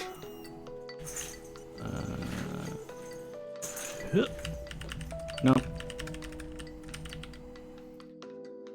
Anyway, that's the new shenanigans I've discovered for Serpent Isle, and we could do things like I said.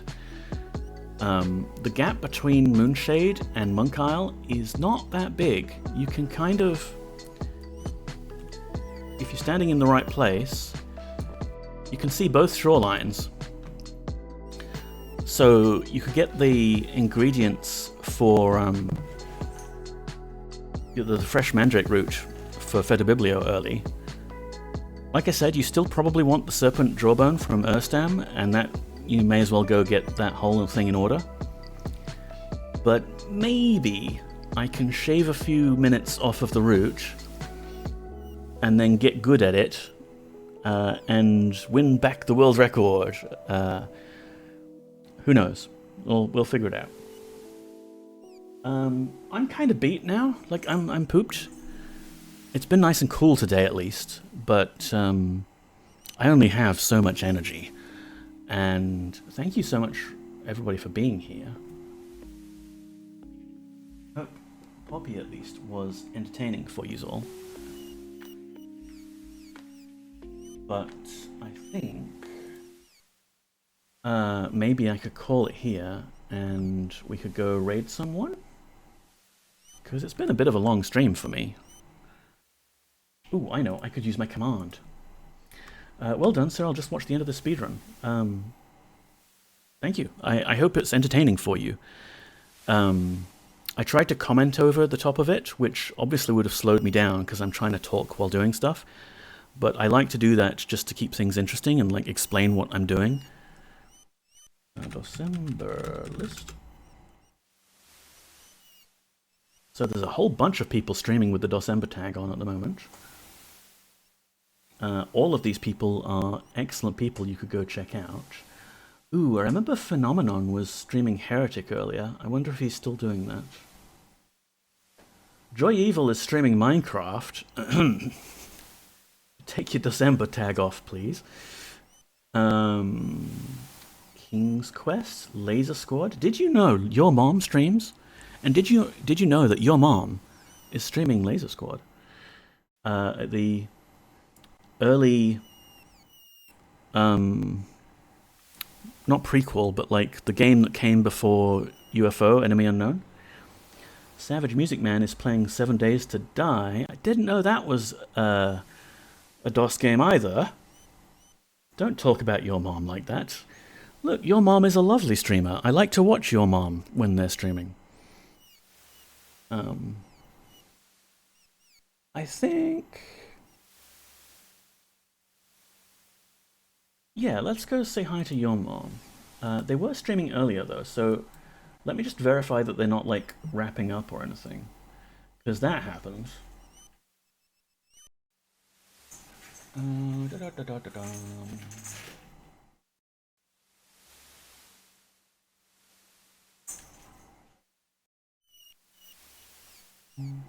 Why are they not showing up in my list?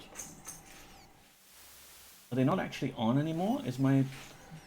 Like, I made this command that basically scrapes...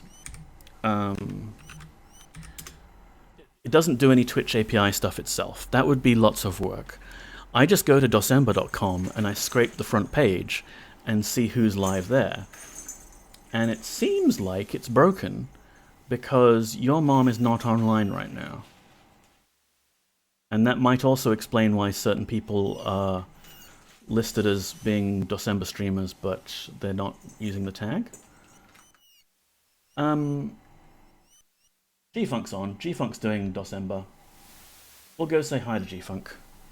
That's nice and easy, and I don't have to think. So, thank you so much, everyone, for being here.